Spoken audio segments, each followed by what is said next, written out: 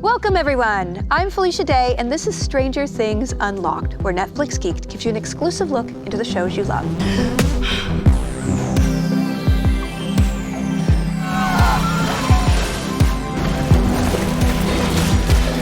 And be warned, there will be spoilers. Today we slash up horror movies with the Duffer Brothers. A lot of times there are these supernatural monsters, but really a lot of the horror comes from the humans in the story. Break down Joyce and Hopper's epic escape from Siberia. I found my inner wolf, my inner Russian bear. Talk with Millie Bobby Brown on set. Her most valued thing that she has in her life is her superpowers, and taking that away, where does that leave us? Dive deeper into Lover's Lake with swim team captain Steve Harrington. Getting to do that sort of stuff is like true movie magic. Talk with Sean Levy about directing that epic shootout. We took the time and we took the passion to make it right. We roll the dice and unpack the D&D and basketball mashup to end all mashups, which is so amazing.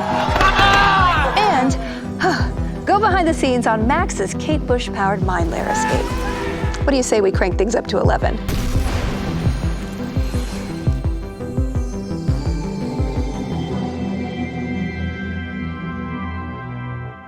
Now to get the nitty-gritty on season 4 directly from the masterminds themselves, please welcome the Duffer Brothers, Matt and Ross. Thank you so much for being here. Oh. Thanks for having us. Can you talk a little bit about the adult themes and horror that have come in as your cast have grown up? Is that a factor in kind of like graduating the horror with the children's age? Yeah. It really is. I mean, you know, obviously when we started the show, they were so little, and so one of the big changes this year, besides our characters being in different locations, is that the quote-unquote kids are now not kids anymore, and they're in high school. And so suddenly it opened up a lot of doors for us. We can't do the Goonies fun adventure anymore, but what we can do is we can go, okay, well now they can be in a horror movie. We can put them in danger that is really scary, and we can look at, you know, some of the movies that we loved growing up, like Nightmare on Elm Street or Hellraiser, the stuff that we were getting into when we were around that age in high school. We were just trying to scare ourselves constantly. Yeah. And so we could infuse some of that in their storyline. And I think for the first time for them, it's like, we wanted it to be really scary. The stuff going on with Max and all of this, it's like, let's just push this and try to be as scary as possible and put them in the middle of just a true horror film. Yeah, and I binged all of it together, and it is a beautiful progression, season to season, how it gets more uncomfortable and more uncomfortable, and finally in this one, I'm like, what? Exactly. Did you intend on that? Yeah, yeah, some of it is, it's them growing older forces the show to evolve, forces us to change the writing, and so every season is completely different. And, you know, as Ross was saying, yeah, they're going into high school, and that lends itself or reminds us of a certain type of movie. Also, middle school for us was like a fun, amazing, joyful experience. Like I have some of the best memories of my life. Most of them were in middle school, occurred in middle school. High school was horrible. Okay, so for us at least. So I have nothing but terrible memories from high school. Most stressful time in my life. For us, if you're not in this, you know, we weren't athletically gifted. Whatever, we were into movies. We grew up in a town that only cared about basketball, so it was not fun. So it was, anyway, so it just felt like, okay, this is where you can explore depression and anxiety, and you know, all of that can be represented by this monster, Vecna. So it just felt, it felt right. Christian, did you hear me? Open the goddamn door! It felt right to go it felt like right to go darker. Also, I think we had just come off writing season 3, which was our fun pop blockbuster summer season. We wanted it to feel like a big blockbuster movie. We wanted a little bit silly. We wanted these neon colors. Yeah, we wanted sharp tonal clashes. We talked about Temple of Doom all the time, how, you know, it would go from, you know, you'd have gore juxtaposed with, you know, silly comedy and romance. That's what we were trying to do with season 3.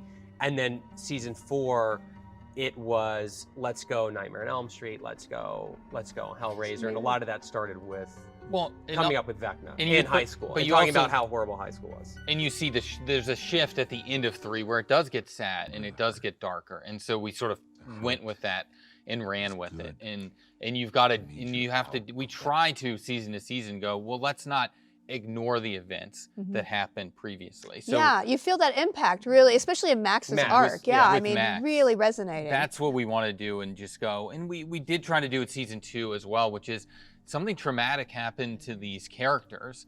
So let's go with that and let's see how they actually respond to it, and how would someone respond to something this traumatic in real life. They wouldn't be able to just shake it off and go about their normal lives. Yeah, and that's beautiful. You could do that in this format versus like regular episodic TV. Exactly. Now you say you kind of dovetailed that emotional thing from 3 to 4.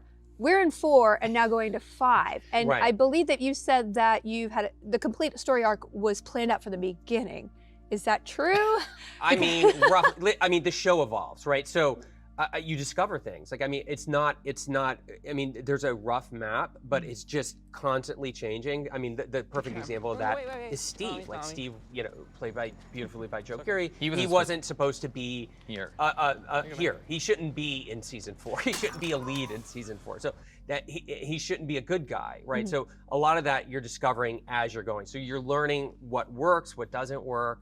And that's what I do love about television, is that you're finding it. The cast is impacting where you're taking the narrative. The other writers who we work with are impacting it. So the other directors who are working on the show, it's this living thing. Yeah. So it's changed. Yeah, it's beautiful. Well, you see Steve in season 1, you're like, that guy's gonna get killed off, and so That was the wonderfully plan. surprising. Oh, was the plan That to was kill the Steve? plan. Well, Yeah. I don't know if was he supposed to die? No.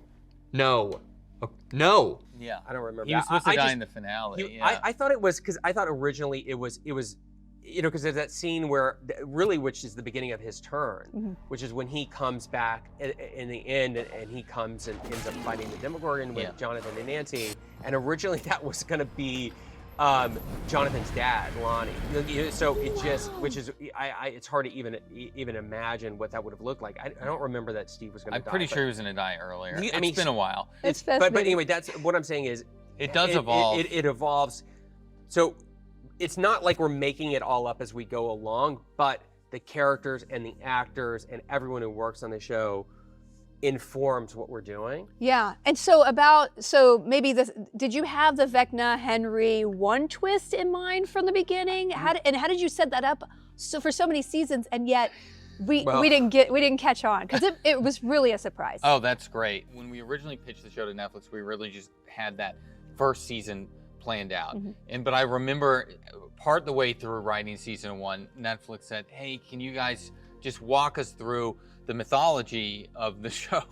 And so we sat down with our writers and we spent a couple weeks just going, okay, what is the Upside Down, and how did it come to be, and what monsters are in there, and all of this. And that document, it's about a 20-page document, and that really has most of what we're talking about now. It doesn't have, of course, it wasn't like there's going to be a twist in season 4. It wasn't that detailed, but the big beats there, and there's still stuff, and we hint about it in this season. We start getting into a little bit about the Upside Down, but we don't answer it yet. So, but we have those answers. So the last sort of remaining questions that are answered in that document, we've punted a couple of those to have some big reveals in season 5, and that's really going to affect what season 5 is about.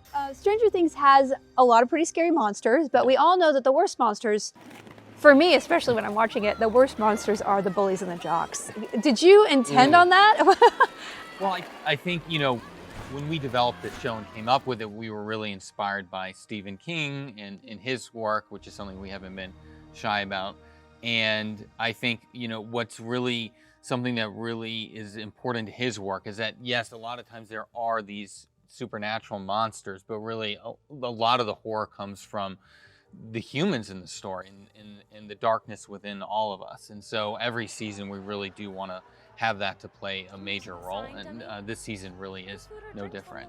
And like specifically like the jocks, I think we were interested in, you know, we've had some bad boy characters. We had Billy, you know, obviously in season 2 and 3, and then season 1 we kind of had these straight, you know, typical middle school bullies, but we wanted to explore someone who, had this never occurred, would have probably led a really good life, like someone who was very popular, who had a sort of self-righteous streak in him, who was viewed by the community as completely virtuous, and then this thing happens, which is, you know, the death of his girlfriend.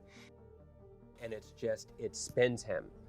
And all of this stuff that is inside of him that probably would have never been unlocked had that not occurred, comes spilling out. So that was for us an interesting character to explore. And also the idea of a lot of times we introduce a new character to this world and they see these extraordinary supernatural things and they react to it. I mean, sometimes in fear and wonder, but they're able mostly to sort of overcome that. And what we wanted to explore also was, well, what if a character sees this and he cracks a little bit? Yeah. Because it's hard. How would one react to seeing something so outside of what we think reality is? And Yeah, so we that's- wanted to explore that a little That's bit. really interesting because you don't normally see that. You always see these teenagers who are like, yeah, I'm okay. Let's save the world. Yes, And like yeah. a lot of the characters do step up in nuanced ways. But Yes. yeah, it's really interesting to explore that. We have a So- lot to look forward to, but thank you for gifting us Volume 1 because it is Oh. truly fantastic. Thanks. Thank you so much for being here today. Of course. Thank This you was so fun. much. Thank you. Yeah, thank you. Next, I sit down with Winona Ryder and David Harbour. Let's get back in the USSR, yeah.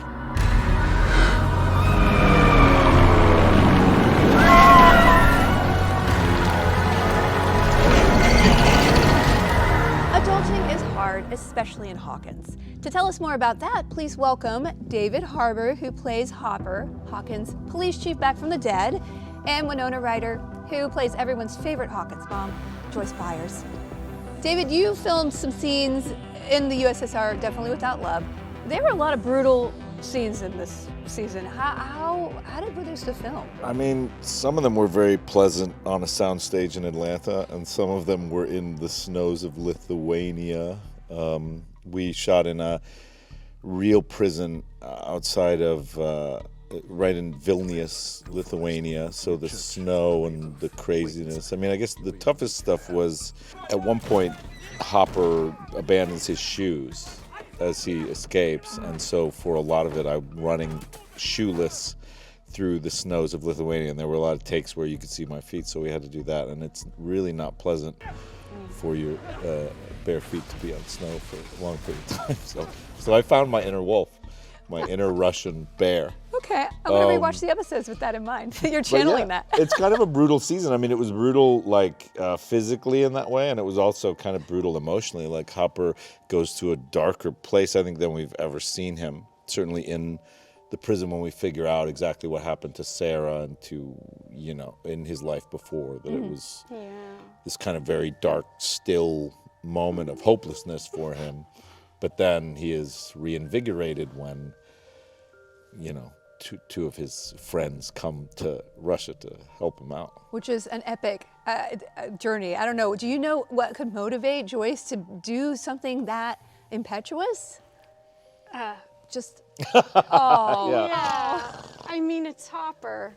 And when, when I say he is like family, it like literally, they are like family. And there's no way she couldn't have gone. Joyce, where are you going? The bank. I'm gonna get Enzo his damn money, and we are getting Hopper back. Okay. So to me, it was just a like, no-brainer it for made you. absolute sense. Yeah, and for Hopper, I mean, you survived torture, you survived broken bones, the Soviet prison camp. Like, is the same thing keeping you going with Joyce? I think that, one of the great things about this relationship, one of the things I find very gratified and I think is really cool is that it's so understated in the first season. I mean, I think that they talk briefly about knowing each other in high school. He's actually kind of like not the best to her in the beginning of the first season, kind of grows to be on her side, but clearly you can feel, and I think part of it was just, Winona and what we chose to highlight in their relationship, but certainly like there was a beautiful scene that I remember in season 2 when they're talking about just like things getting easier and like smoking a cigarette at this kitchen table, that there's just so much depth to the relationship. A lot of history in that scene. And I think one of the beautiful things is that they've known each other when they were kids. Like, it's fun that the show's about kids, but you have these characters that knew each other when they were That age, 13, yeah. 14, And then they split off, and he went and had an entire other life. And then you have actors who were the kids during the time it's set in.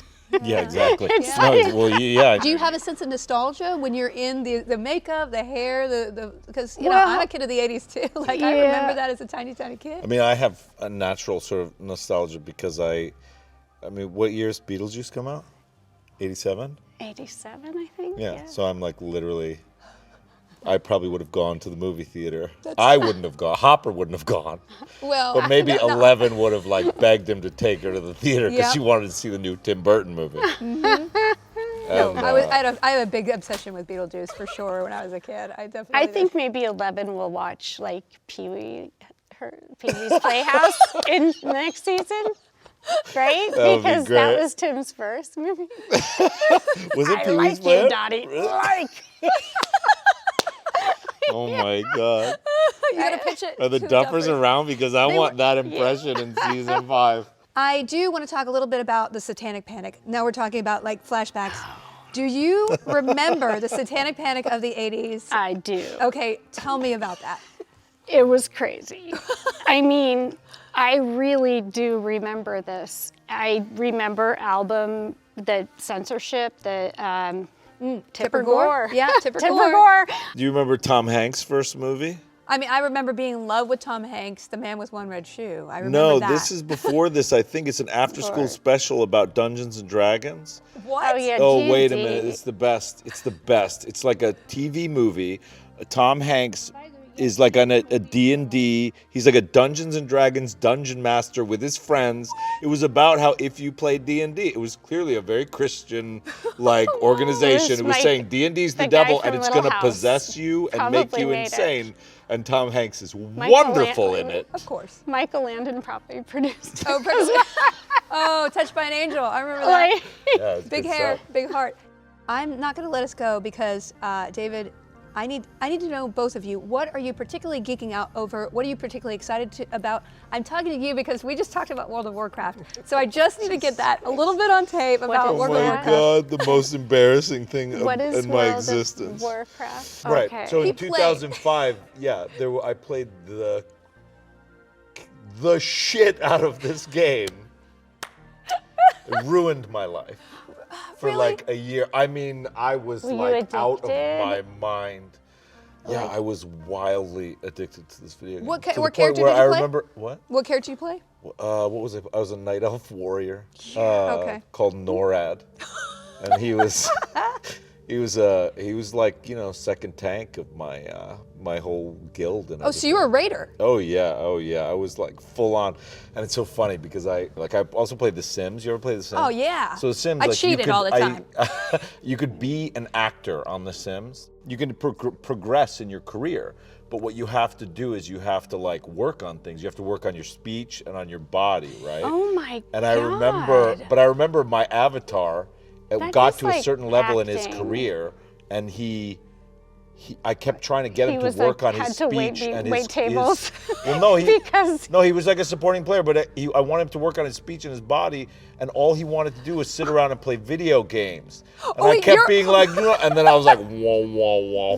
Like I had this vortex moment where I saw my life, you know, before my eyes. An actor playing that game could really mess with your head. That's what it did, Oh my God. and that's why my life was ruined. Well, you're doing pretty well for yourself. I came now. back. Yeah, you came I'm the back. comeback kid. You're I'm pretty the good. Tyson Fury of acting. And your avatar's always waiting for you if you want to re-up. Oh my God. Well, no, is there anything particularly that you're into? It doesn't need to be video games, cooking, like your pets. Like, is there anything you're pretty excited about? Yeah, I mean, I'm just a huge movie fan of like, my dream when I was a kid was there was this theater in my town that was an old theater, and I wanted to like, my fantasy was like, when I grew up to like rip out all the seats, put like a bed, like a tub, like a bike to You were gonna exercise, live? and just 24/7 watch movies and never leave. Yo, Netflix. Yeah, you need make your this next happen. reality show. All you need to do is buy a theater and a bathtub and a bed and have And a bike. Winona Ryder watch movies 24/7. for her whole life, and I will watch that show. I will watch That was my fantasy. the shit out of that show. All right, you heard it here. Winona's Movie Theater picked up on Netflix next season. Anyway, well, thank you so much for being here. It's been such a pleasure getting to know you. I admire your work so much. Both of you bring such gravity and humor and heart to the screen, and I cannot wait to see where your characters go from here. Thanks a lot. Thank you. Thanks. Thank you. Can you guess who's next by reading my mind? I bet she could. That's right, we've got the lovely Millie Bobby Brown.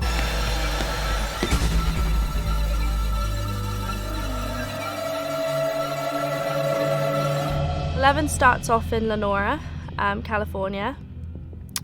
She starts off in school. She is very much dealing with the loss of Hopper, or as she thinks. And she's also dealing with the regular life of being at school, which is, she's bullied. And she's just trying to understand how to be a normal person, She grew up in a laboratory, and she grew up very sheltered and told what to do. Holy shit! What the hell was that? I'm definitely really excited about the fans seeing 11 without powers and her struggle and the frustration of wanting to, use them, because she's so used to using them. They're nobodies. And you're a superhero.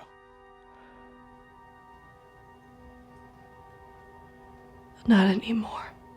The fourth season, I really appreciate the Duffers taking away her main ability, her most favorite thing of all, her most valued and dependent thing that she has in her life is her superpowers, and taking that away, where does that leave us? And who am I, really? So it was really great having the first 6 episodes to really be able to deep dive into her emotional well-being instead of just her extraterrestrial kind of being, and seeing the real relationship struggles of Mike and 11 and putting some strain and some tension on that, instead of it always being like happy daisies. Are your friends gonna meet us there? Friends? What friends?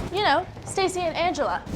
Angela? You'll meet them, I promise, just not today. I want today to be about me and you.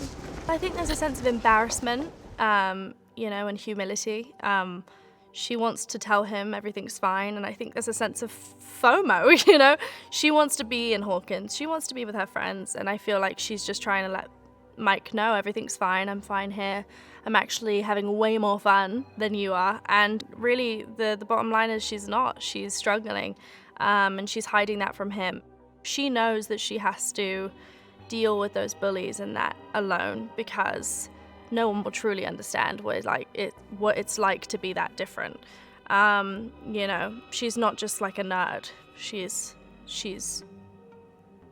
one in a million, She's not really no one like her. And I think that the Duffers made a great decision in splitting us apart. I think showing a different 1980s location, such as California, it's such a different vibe than Indiana in the 80s. Knowing and seeing it on set, it's such a different vibe. Honestly, Finn said it the other day, it does feel like we're filming a completely different show. I think the distance actually creates some development and growth between everyone. But in true Stranger Things style, we always come back together, and it always ends up in the upside down.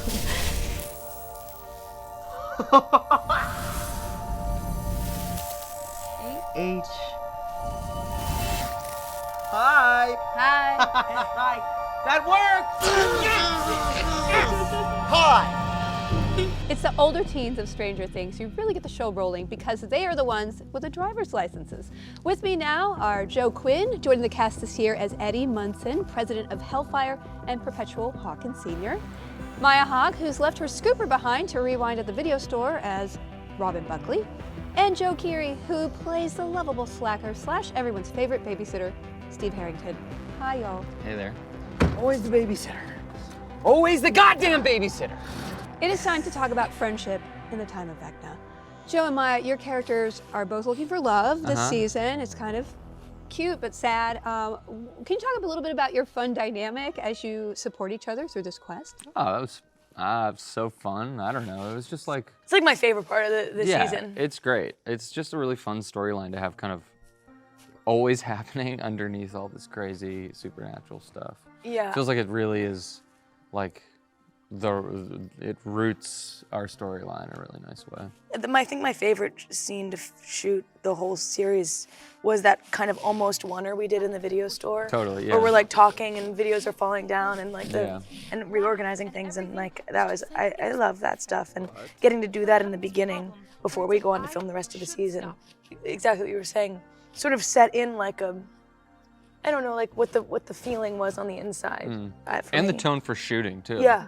You know, like the vibe on set was very, very positive and reassuring and easy, and it was like a place to try different things. And yeah, those scenes in a lot of ways, it's like with this show, there's so much supernatural stuff going on. You generally, you know, the setup of the show is where you kind of have more these kind of dialogue-driven scenes, and those are generally the ones that are I find the most fun to work on.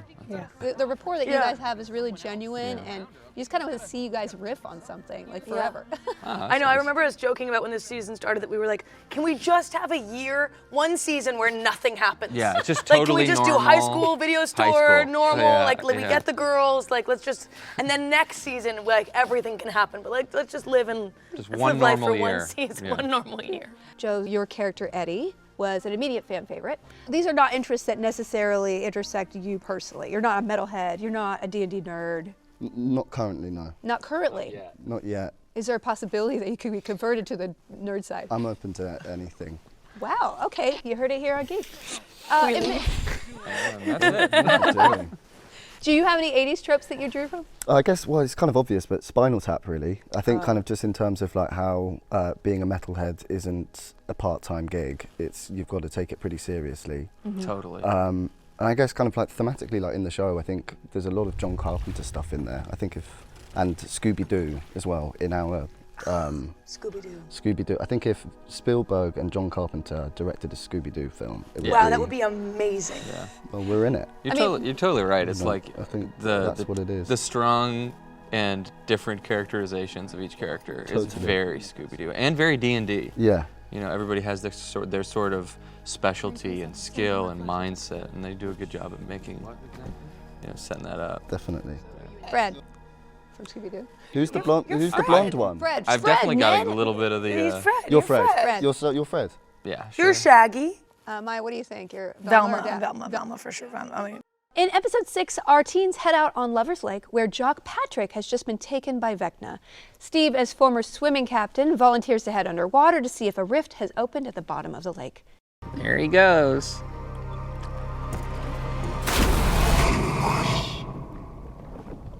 Wow. Oh, I forgot how amazing this is, man.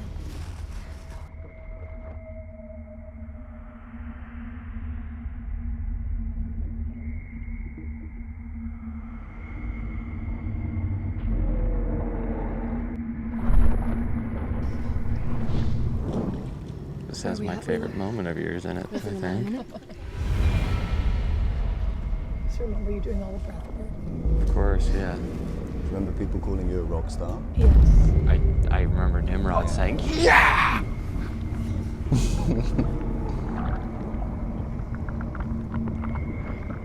That's not looking good. Incredible flashlight. Thank you. My underwater flashlight. So, Joe, can you talk to us a little bit about filming that scene? Was it in a tank? Like, it looked. Yeah. It seems like you were underwater a long time. Yeah, it was like a studio, like probably the size of. It was in a big convention center in Atlanta by the airport, and they built a tank that was probably. How big do you think it was, guys? Like 40 feet. It was a big circle, 40 by, it's probably a few gallons, I think. Yeah, a few gallons. 16 feet down or something. But so they had this scaffolding rig, and then obviously a set at the bottom. And I mean, it was incredible. Yeah, shooting, we all shot on the stage, and it was just getting to do that sort of stuff is like true movie magic sort of stuff. So. Did you know that you were going to be a swimmer? Because it would be awkward if you didn't know how to swim. Before the first season, they had told me I was going to be a swimmer, and in the script they're like, yeah, you're going to be a swimmer. It's going to be like some swim meet. You're going to be like in a Speedo. It's the 80s. It's like, oh my God, I have to like get in shape, and did all these swimming lessons, and like I was paying for all this stuff, and then I showed up, and they're like, oh no, yeah, we cut that. We couldn't get the gym, we couldn't get the pool, couldn't get a pool. So that was all cut, and then, but they wrote this back in, later, so it all kind of worked. I could swim beforehand though. Okay. I can't swim. For the record. Which is good. Of course, there's more Stranger Things right around the corner when Volume 2 drops on July 1st. Thank you for coming right side up to join me here. I really appreciate this conversation. Of course. Thank you. Sadly, the Starcourt Mall was burnt to a crisp in season 3. The upside of no longer having a food court where you can get terrible pretzels? The Hawkins teens are forced to hang out in our studio. Please welcome some familiar faces from our Hawkins crew. Finn Wolfhard, who plays Mike Wheeler, who's about to get his spring break ruined. Gaten Matarazzo playing everyone's favorite goofy nerd, Duncan Henderson.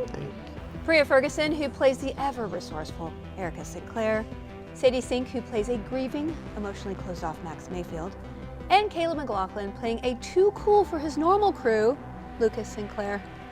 So last season ended on a cliffhanger, and season 4 started in chaos right at the bottom.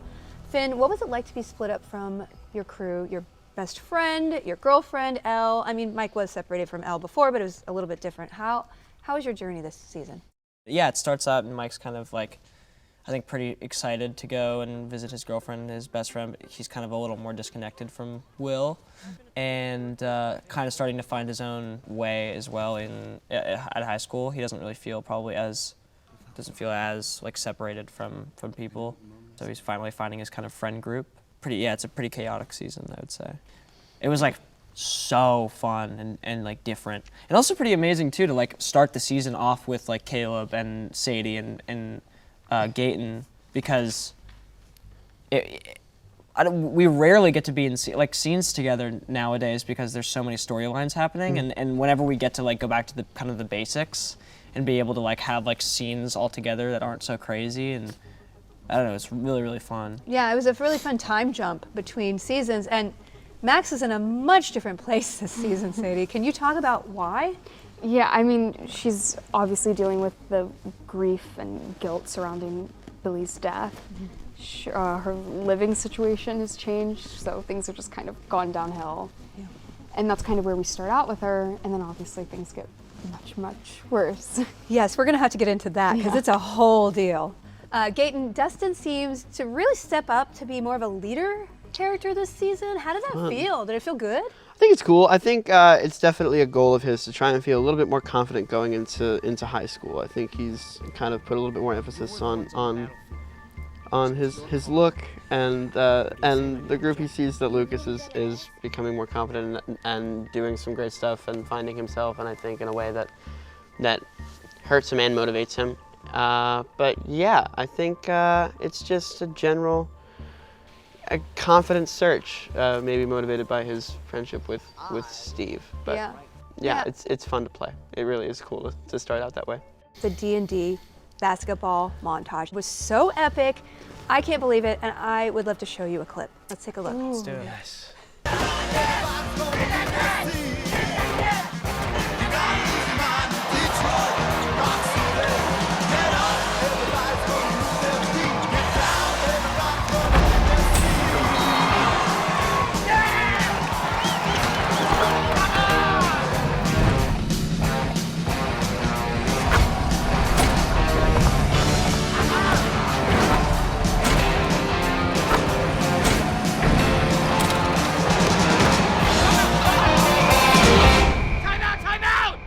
That was awesome. That's so cool. That's the first time we've seen it. Yeah, that's the first time we've seen it. Are you kidding? No, yeah, first time. Is it as epic as you thought it was going to be? Yeah, it was more so. Sick. Yeah, Go music choice. Awesome. Yeah. Caleb, how do you relate to Lucas's journey, trying to figure out who he is and where he belongs? You are really torn in two different directions this season, right? Yeah, I understand where Lucas is in his life at the time because he's young, he's a teenager, and kind of go through this like time where you're like, okay, who am I? What do I like? Where do I really fit in? You know, the spirit of the world speaks to you.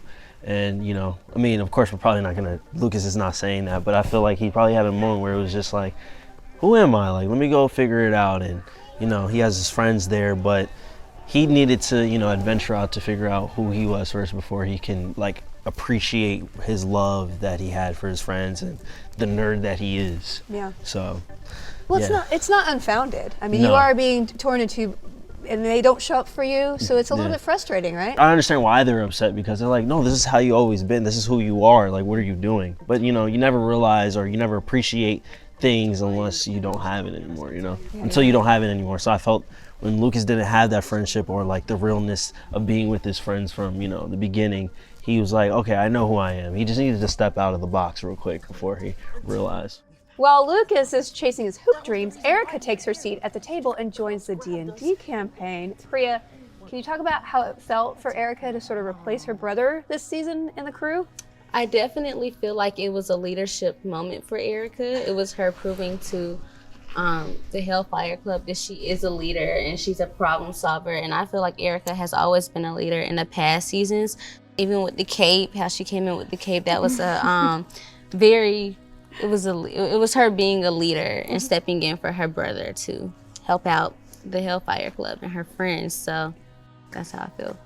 Things could not be stranger for Max this season. It is a lot. Sadie, your character has been tormented in the present by the past. We talked a little bit about Max's rough start this season. Why do you think Vecna targeted her of everybody? Well, I mean, you kind of learn in the season that he targets people that are in a real place. And Max is obviously one of those people. Just with everything with Billy. So yeah, she was kind of like the perfect target, but I think she was a little bit, I guess, stronger than the others through the help of her friends and everything. Absolutely. So she had an advantage. Well, Max trapped in the mine later is the first glimpse that we get into Vecna's ultimate plan. We have a clip, so let's take a look. More clips.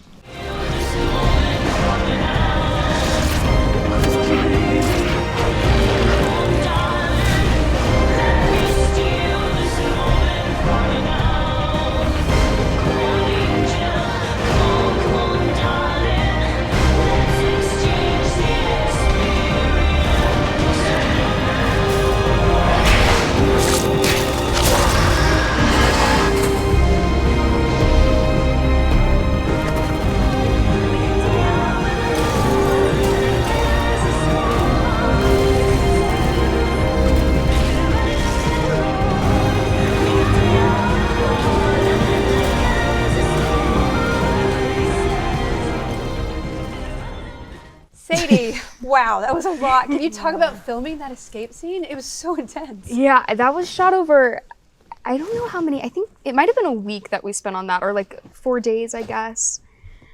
Lot of time spent in the harness, I guess. Yeah. Yeah, it was pretty intense, and like all the like vines and stuff, like like none of that's there. We did get really lucky this year because Vecna was pretty much fully practical effects. Oh wow. Which kind of, you know, made it easier for me so I'm not like staring at a man in a green suit. But yeah, it was pretty intense. Definitely got a little scraped up, but it was really, really fun. Can we touch upon the reveal of Vecna 1 Henry?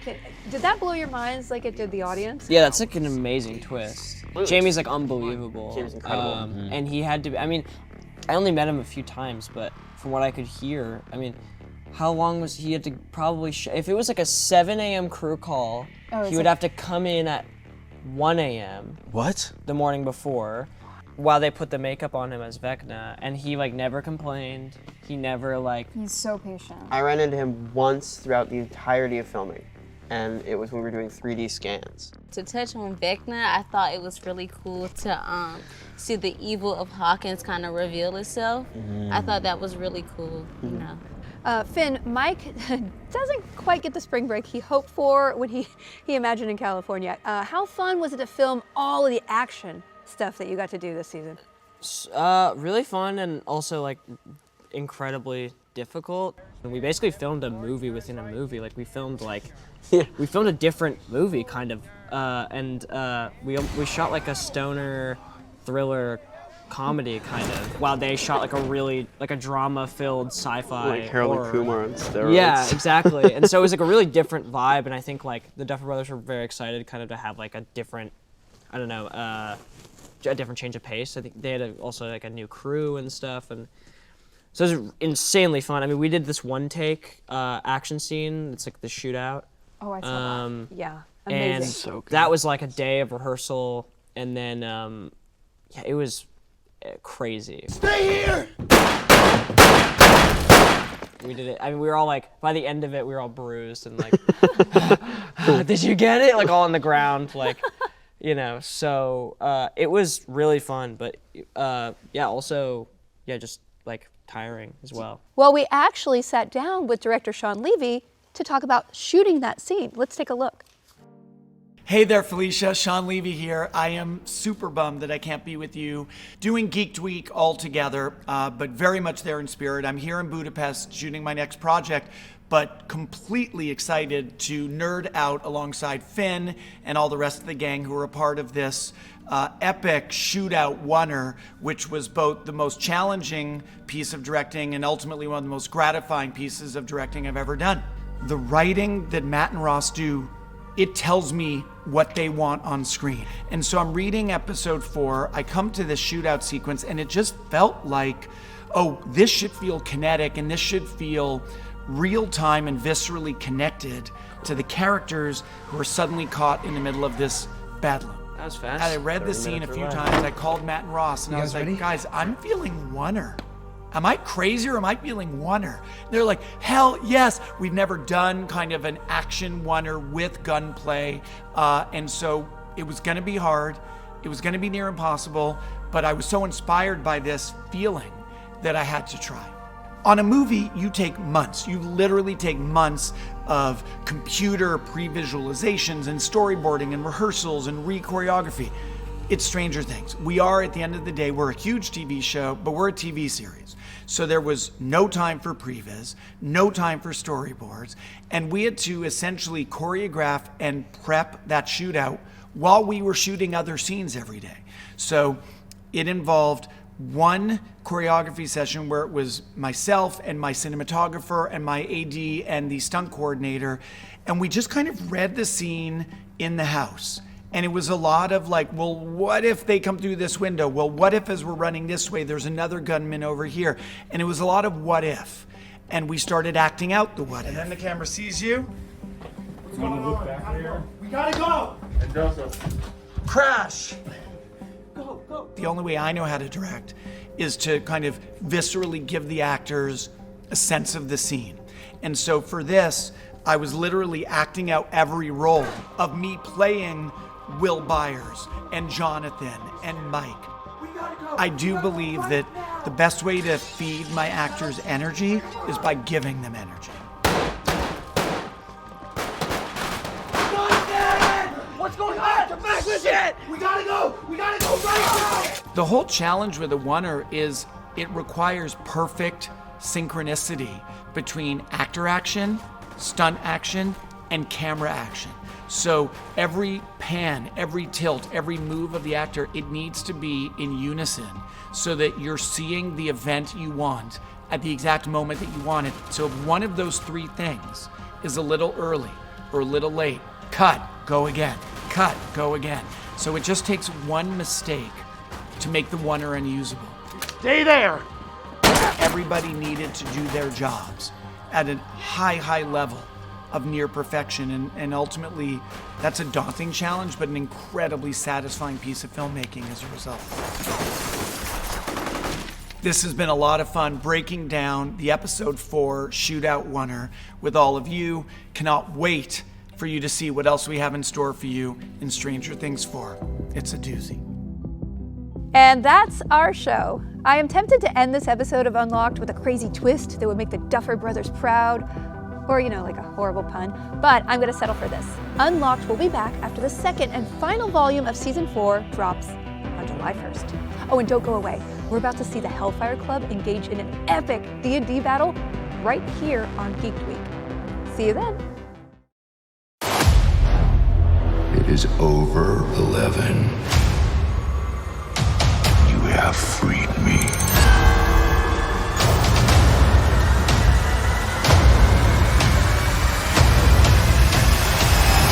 You can't stop this now.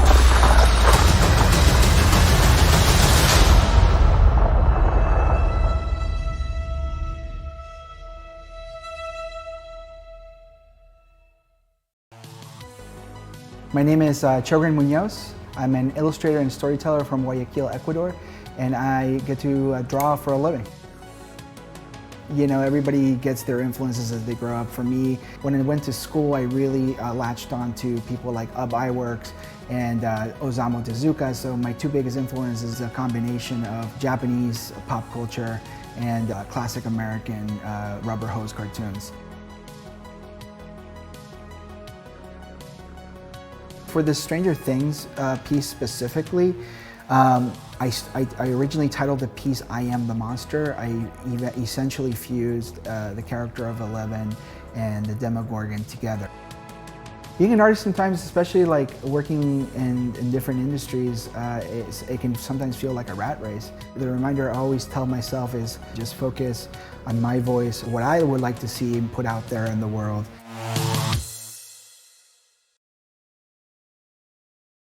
Three, two, one, Millie. What? You! Me? Yes! I'm just kidding.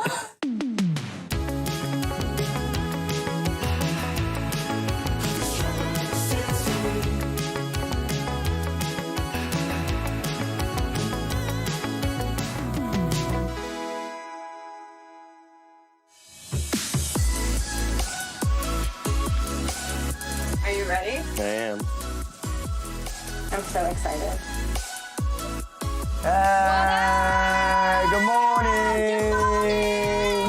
All right, let's talk. Let's do it. Let's do it.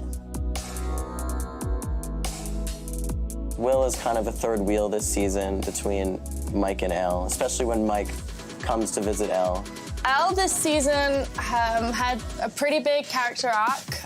She's been through a lot. You know, she gets pretty severely bullied when we find her.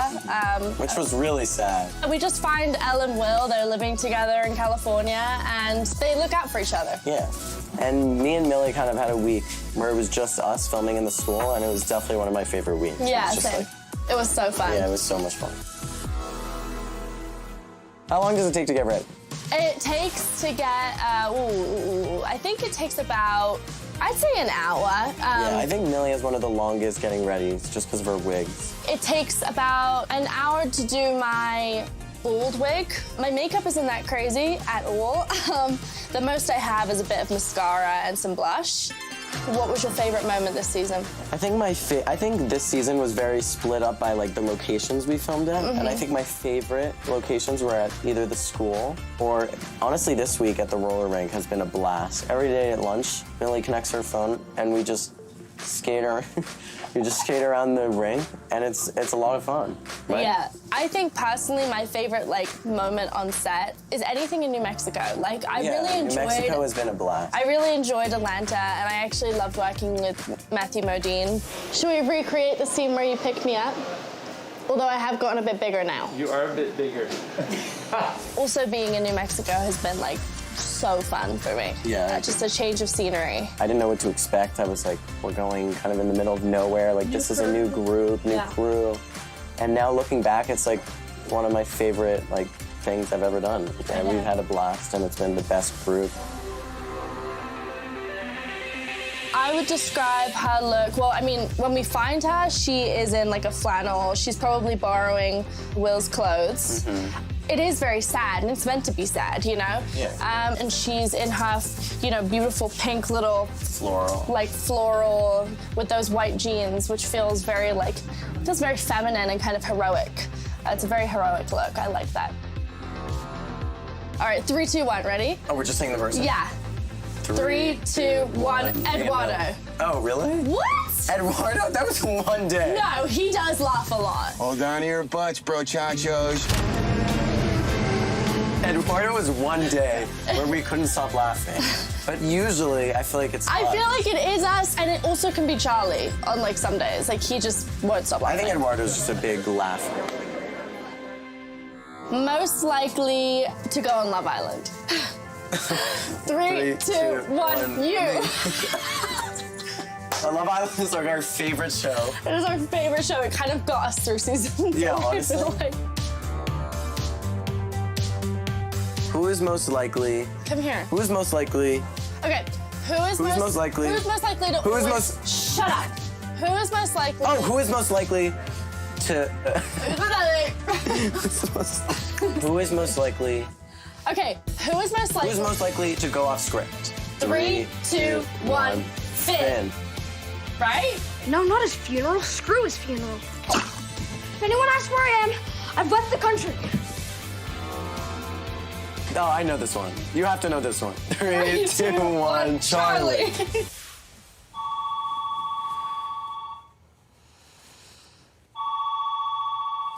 God, shut up. Oh.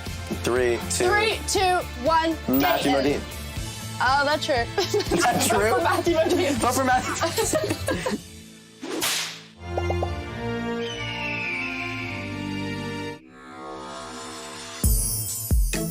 3, 2, 1. Me.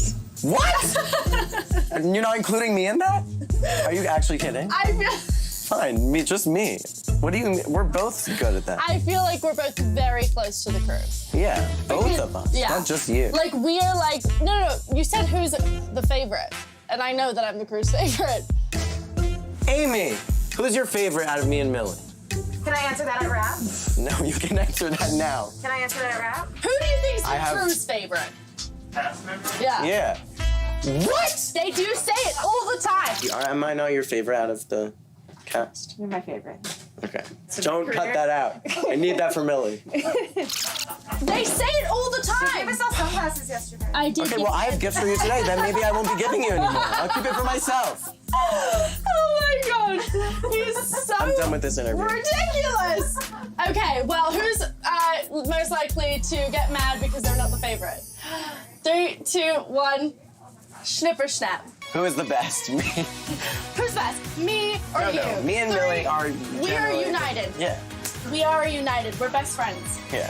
I think And- it's like the best when you get to work with your best friend. Yeah, it's awesome. And I Yeah. always love working with Millie. And this season, I've gone to work with her probably the So most much. out of any other we season. got our first discussion. Yeah, and we've had discussions together Yeah. this season, and it was just such a blast. Like, Yeah. actually getting to act off of her. And she is incredible, and I had the best time with her. Oh, I love And I'm you. so lucky to get to work with her. I'm so lucky.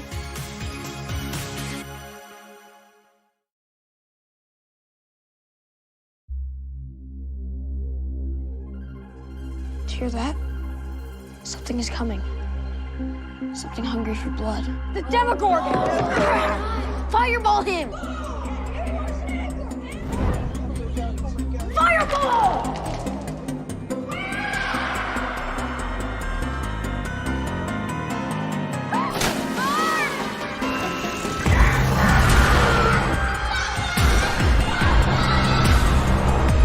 Will, are you here?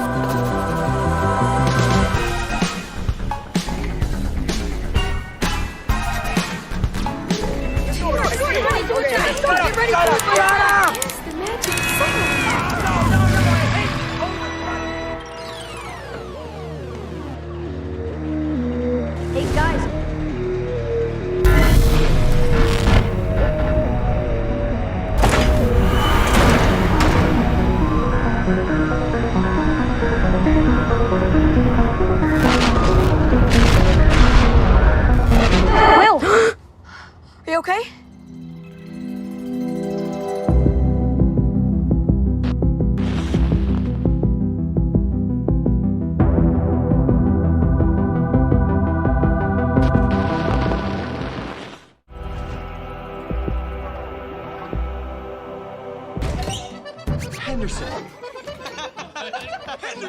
He's back! He's back! I'm back! You got the job! I got the job! Yay! Oh!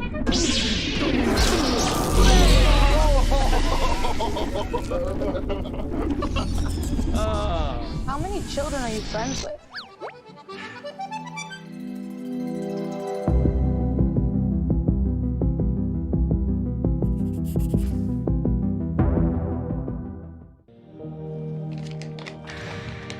Something I've been wanting to talk to you both about. I know this is a difficult conversation, but I care about you both very much. And I know that you care about each other very much, and that's why it's important that we set these boundaries moving forward so we can build an environment where we all feel comfortable, trusted, and open to sharing our feelings. Feelings. Jesus. The truth is, for so long, I'd forgotten what those even were. I've been stuck in one place. And then I left some egos out in the woods, and you came into my life, and for the first time in a long time, I started to feel things again. I started to feel happy. But lately, I guess I've been feeling distant from you. Like you're pulling away from me or something. But I know you're getting older, growing, changing. And I guess, if I'm being really honest, that's what scares me. I don't want things to change. But I know that's naive. It's just not how life works. It's moving. Always moving, whether you like it or not. So you know what? Keep on growing up, kid. Don't let me stop you. Make mistakes, learn from them. And when life hurts you, because it will, remember the hurt. But please, if you don't mind, for the sake of your poor old dad, keep the door open 3 inches.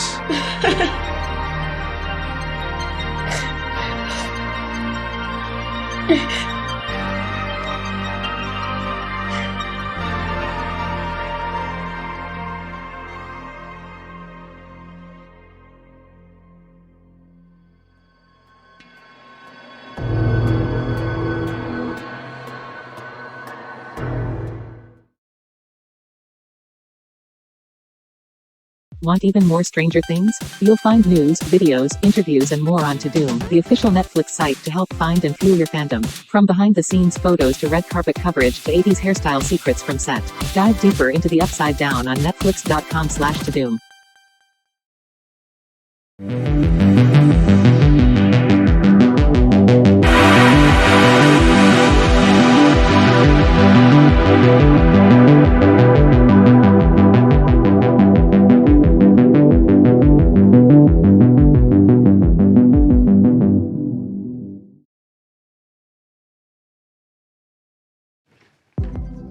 On behalf of Netflix Geeked, welcome all humans, dwarves, and halflings, especially you creatures at home who are Stranger Things superfans like me. You're in for a special Geek Week treat. Today, I'm sitting down with the Hellfire Club themselves for a one-of-a-kind Dungeons & Dragons adventure. I'm your host and Dungeon Master, B. Dave Walters, and the adventurers joining me on today's quest, none other than Finn Wolfhard, Priya Ferguson, Gaten Matarazzo, and Joe Quinn. The hooded cultists chant, "Hail, Lord Vecna." Vecna's dead! He's killed by cats! So it was thought, my friends, so it was thought. But Vecna lives!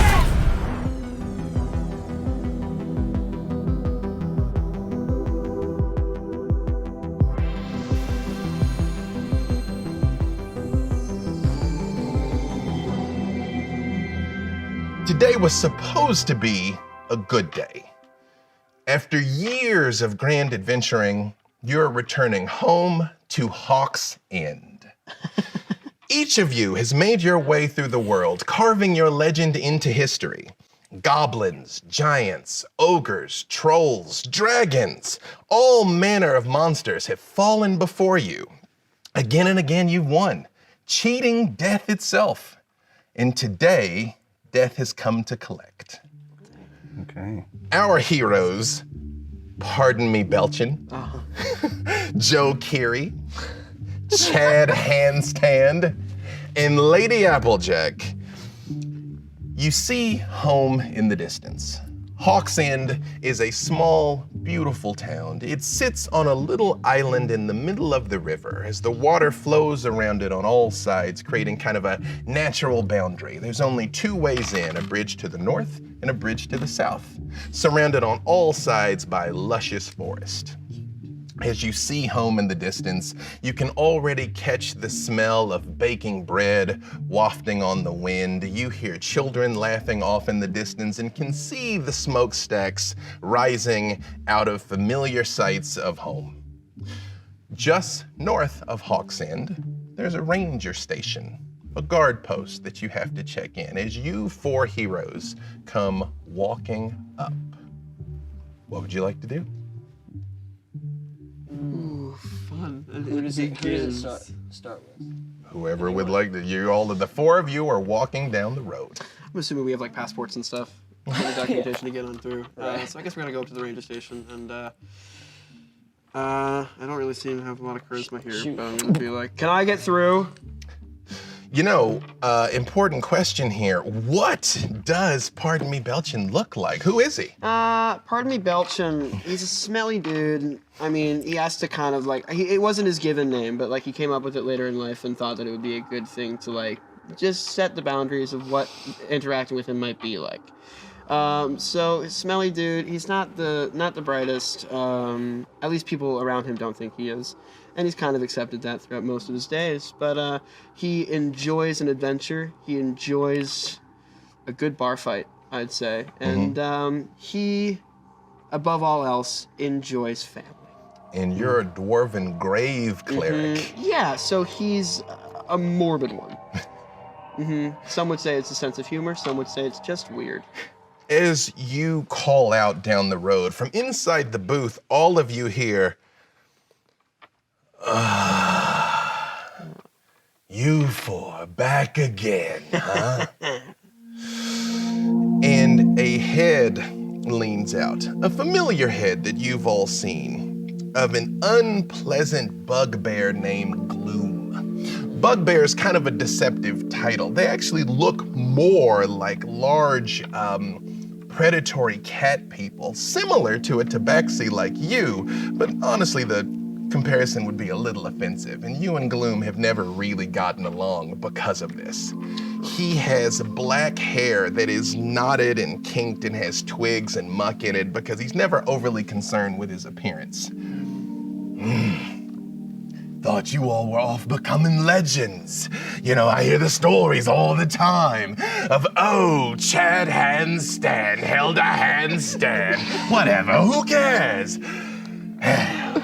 Why are you back? Hungry. Tired. Tired? Supplies? Do we need supplies? You know, important question, Joe Keery. What does Joe Keery, the Tabaxi Gloomstalker Ranger, look like? 5'11", brown eyes, sunny disposition, great chat, wicked sense of humor. Although apparently he's got no charisma or intelligence, which is kind of really interesting. You speak a different language. Kind Joe. of thing. Now, you're a cat person, so what does your fur look like? What would Joe Keery's fur look like? Just perfect. Yeah, it just looks just right. What color? What color? Kind of brown, kind of like mousy. Right. But kind of like oily, but it kind of not too oily. It just looks nice. And what does Lady Applejack look like? She's an elf. You are an elf assassin rogue. Yeah. The most dangerous. Yeah, the most dangerous. This is Dark Ill. So she's the Dark Ill. Applejack. Very sneaky. Perfect. Yeah, I think she's killing it actually because she doesn't want to give too much away. Exactly. You say you'll find out. She doesn't want to give too much away. Last but certainly not least, Chad Handstand. What does he look like? Well, he, you know, he's not the most strong guy in the world, but he is, you know, he's got some. He's pretty big. Yeah. No. But he's kind of like the skinny strong. You know, he's not like super maxed out or anything, but he's like a Robert Pattinson kind of type, but like in that kind of way. You know, like scrawny yet strong. Now, you're a human paladin, but what you are lacking in charisma, Joe. Yes. Chad took all of it. Chad took all of it, He's beautiful. The wind is always blowing perfectly in his hair. The sun is always hitting him just right. Must be nice. Yeah. He got the name Chad Handstand though because, you know, he was at a funeral and everyone was crying. Of course. And to cheer everyone up, he said, "Watch this." And in hindsight, it might have made everything inappropriate. It might have made everything about him, but he still did the handstand. And from that point on, he was known as Chad Handstand. Did it kill? Did people like it? Well, technically it killed. It wasn't a funeral, but no, it didn't kill. No one liked it, but he kept that. And from that moment on, he kind of, he just became. So he thought this went terribly. So he's I'm going to keep doing this. He doesn't really know. He can't read people as well, but that makes him very confident. Oh, cool. Gloom still hasn't forgiven you for doing a handstand at his grandmother's funeral. So yeah. He what are you gonna do? Comes out of the road and he stands nearly 7 foot tall, towering. He's a big guy. He's like, yeah. I hate to admit it, but it's probably good that you're here.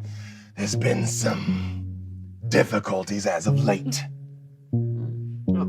What's up? You know, you probably should just make your way into town, I guess.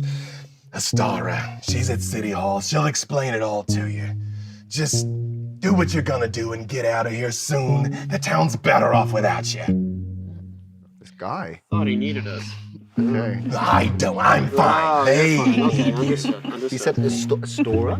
Astara. Astara. So we've got to go and see Astara. Then. You all know Astara. She is an elf. She has been in charge all of your lives, all the way back when your grandparents were children, because elves are very long-lived. Okay. Yeah, whatever. And Gloom goes back into his shack and slams the door behind him. What's the problem? What? You got a problem with me? I think he liked. No, I don't. Yeah. I'm not jealous. Yeah, I don't care if that's what you think. It's not that It at sounds all. like he's kind of Jay. He wants to be a part of the group. No, like you guys like went to do your thing. Some of us had a duty to home and stayed here to keep track of I wonder why you're by yourself. It's just like, what are you doing? I mean, that's unnecessary. Okay, Joe. Like, I mean, you just got back to say, I like being by myself. Yeah. Goes and slams the door again. And ahead of you stands the bridge to cross over into Hawk's End. Okay. So we should probably cross over that bridge. Let's cross over that bridge. Let's go find Astara really quickly because I'm not really feeling this right now. I'm tired. I need a drink. Yeah. As you guys come walking in, again, you all have been all over the world by now, but there's nowhere like home as you come back. Again, there's fresh apple pie sitting on the windowsill. Children running around have tiny carved figurines of each of you. One of them comes running up to you and says, Minta Belche, look! And holds up a very poorly made dwarf wearing your signature magic shield. I got a Minta Belche. That's cute. Yeah. Beard's off. Dad, the beard is off! And the kid turns and runs back into the house. The beard was off. The beard was off. Dude, listen, it's totally fine. Yeah, you put him in his place. It's totally fine. Was that really necessary? Astara? Yes. Astara. Yes. Well, come, darlings. Let me see you. And she walks up to you, Applejack, and she says, you look incredible. Aw, thank you. They haven't been giving you too much trouble, have they? No, not at all. Really? Maybe this one. You know, you've been going easy on the ale, right? Yeah. It's. She kind of looks you up and down, and she's like, "Are you sure?" Well, it's hard to travel with that much, so like so I kind of ran low. It's like pretty a lot of early on. excuses. It's Enough. Get you All right, some. I've been working on it. Yeah. A window nearby of the tavern swings open, and Stella, a little halfling, she's about 4 feet tall with frizzy red hair. Hi, would you like a pint? Is what you'd like? Very much so. Come in right through. Pints for all. Pints around, eh? Yeah, Stella. Yes. Good to see you And again. Star I love looks and she says, "Wait, business first, pints second." I assure you, we've made all of your favorites. She leans in close and says, "I haven't wanted to alarm the townspeople, but something has been amiss lately. Someone has been robbing graves in the cemetery." What? Yes. Every morning we wake up, there are fresh holes, and the bodies are missing. I worked so hard on that. I know. It was a lovely ceremony, and thank you for your restraint for minimal handstands. Can you believe during that? the- Seriously, I mean, I've I was heard supposed about to- it. I was supposed to bury her like. I'm just trying 3 to. p.m. I'm trying to lighten the mood. Well, you know, it doesn't always need lightning. Not always. You know, that's I've been. Your father was the same way. defense Always cartwheeling during funerals. My father was a handstand. His Apples and father a trees. handstand. His father before him a cartwheel. Yes. But I remember I saw them all. So what do we? Oh no! What are we gonna do then? We should. This hits close to home, so I'm furious. You're furious. I offered prayers to the morning Lord Lathander that help would arrive, and sure enough, the 4 of you return home. It must be meant to be, right? Yes, I'd say so. That's what's meant to be is these pints is what you're supposed to be. That's what's meant to be. Stella, my God, it is so good to see you. What has it been? A year? Das more than that, lad. Yes, look at you. You're so beautiful. Why is the light We'll pick up on this later. always hitting you Back to perfectly? business. Back to business. Stella, just save some stage, please. Okay, fine. I know you've been traveling. I'm sure you're weary. We made sure that all of your houses are prepped and cleaned. Have a drink, have some food, and then it's going to be dark soon. Maybe take a look. Okay. At the cemetery. Yes, please. Great. That sounds not spooky Well, whatsoever. I'm thinking. Well, I'm there. Oh, every are day. you It's not that bad. afraid? No, I no. think he's afraid. He's always He's not afraid. Joe. Seriously. I think he's He's afraid. not I'm afraid. not That's why he never afraid. visits me at work. Seriously, he makes me come to him afterwards because like he never wants to come. As an aside, you are a paladin. Not only are you literally incapable of fear, as long as your friends are around you, they're incapable of fear as awesome. well. So you're lying. You literally have a radiant aura. It's unfair, really. Yeah, my friends love me. So, I don't know. It's kind of great. Well, okay, so well, we'll have a couple of drinks. should we We'll have go to the should we have a few graveyard. drinks? I wanna Maybe, go maybe see there's a Stella for a few second. maybe there's a few people we can talk to in I'd the like tavern. to. It'd be nice to get a little loose and then go, Yeah, go yeah. check out this. Pre-game. We'll pre-game. What do you think, Lady Applejack? Yeah. I Yeah? agree. We're gonna go and have some drinks then. Perfect. I'm going to rally the town watch, make sure I've had people watching all night recently to see if they could spot anything. You all indulge. Wonderful. And then come back and find me, okay? Perfect. Thank you. Thank you. Stella. Good to see you again, by the way. Sorry, we were really grumpy. No, it's but we're tired. Thank you. You did a wonderful job. I'm sorry about the ale comment. No, don't you worry about it. It's look understandable. wonderful. I understand. You do. And Thank it's you. not just about No, Jack. the wife says it all the time, so I get it. It makes sense. As you make your way into the tavern, Stella has laid out a buffet spread that probably could feed 20 people. Or just one of me. Or two of you. She's at Okay. least double well, you. At least I'll take half. There's You guys. assorted roast beasts, pheasant, pig, there's pies, cakes, there's anything that you could dream of. All of your favorites have been made. Great. Yum yum. Ah, welcome back. Stella. It's I. She's Well, she's just worried about everyone. You know, that's her job, really, to just keep an eye on everything. Stella, this pie is, I mean, these desserts look beautiful. Ah, you flattering old halfling. Just tuck in, enjoy. How'd you get this gammon like this? How'd you get it like that? That's the secret family recipe. I got to keep some things to myself, If you I know. had to twist your arm. It's only a little bit. No. You never know, I might like it. I get really quiet because it's really awkward because Stella and him had a thing. Had a little bit of a moment. Before. But, you know, strange things happen once you've had a bit of ale. So, you never know till you try. Yes, no, you all enjoy yourselves. And if you need anything, I'll be here. You liven the mood. So, it's a cheers, everyone. Cheers. Cheers. Thank Delicious. you. Amazing. Lady Applejack, while they're all eating and drinking and rambling, you hear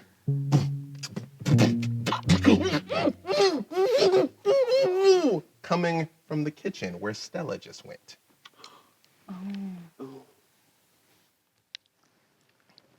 I want to investigate. Are you gonna tell your friends that you hear it? You guys hear that? I think we do. What do you want to do? What do you want to do? Once she calls your attention to it, yeah, what would you like to do? What do you hear? I want to go investigate. You want to go investigate? What happened? What'd you hear? I heard someone in the kitchen that Stella went to. Stella? Yeah, someone was choking like. What? Oh, I hear it. Listen. Wait, no, we have to go find. I thought that was beatboxing.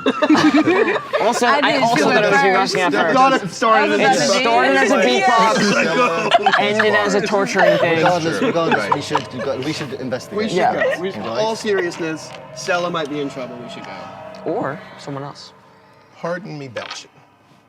You, as a grave cleric, you chose that name, man. This is your doing, not mine. I love it so much. Because again, you know, Gaten was taken as a well-known demigod of entertainment and performance. Gaten? Yes, literally. The Yes. Almighty.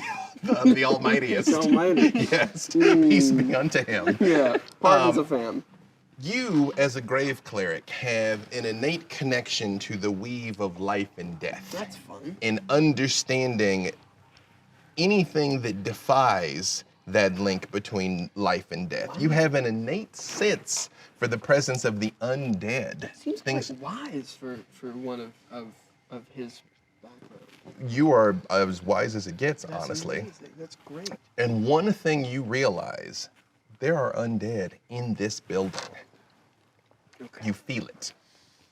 Yeah, I thought I had some goosebumps before, but I thought that was just me, like, getting really excited about It's the the fact fizzy that ale. It was Yeah. the fizzy ale, you know, I thought it was just a buzz, but... It turns out it's the undead. It turns out it's zombies. Oh, is that what that was? Is that zombies? Is that what that was? That's what that was. Wait, okay. Well, if you're hearing that, I thought I felt something before. I think we got... I mean, there's something. Things are adding up. Things are adding up. Are you all- I'm going to go to the kitchen. Are you I'm all going? concerned Yes, you're gonna check. Nothing like that should be happening anywhere near here, especially not Stella, our good friends. So I'm gonna go to the kitchen. Perfect.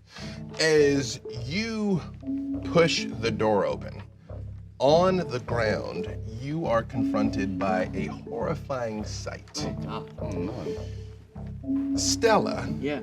You think it's Stella. Stella? It's a Stella-shaped something. Oh my God. He's wrapped in what looks like rotting meat. I'm pissed. And as you notice, coming out from under the tables and ovens, what looks like skin that has been pulled off of the bone is sliding forward. Oh God. And I'm gonna need all of you to roll initiative. Ooh. So, on your sheet, you should have an initiative there that'll be plus something. I Yep, just rolled roll it. it. I rolled an 18. Did you really? You're Yeah. very fast, and you actually. Oh, I see. I rolled a 1. No, I rolled a 7. Sorry, I rolled a 7. I rolled a 15. 15. I Lady rolled Applejack. 11, I think. 11. Yeah, I think. Perfect. And I'm gonna go for the monsters there. Joe Keery, you were actually Feels first. great. It feels so good. Yeah, it feels good. How does it feel to be Joe Keery? It's great. These boneless abominations are crawling out, coming from each direction, and one of them is apparently smothering Stella to death. what would you like to do? I'm gonna kill it. Okay. You want to shoot it with your bow? I want to shoot it with my magic bow. You do have a very impressive magic bow. It's a dragon wing longbow. So when you draw it, it looks like a dragon's wing flexing, and flames erupt around the arrow as you shoot. That's badass. First, roll your attack for me. You are very, very good with this bow. Now, for you in particular, you are what is called a gloom stalker. So this is when you shine, when you are ambushing. In the first round of combat, you actually get to attack more times and you hit harder. This is something specifically you do. This is your specialty. Get in there. So what'd you get on that first one?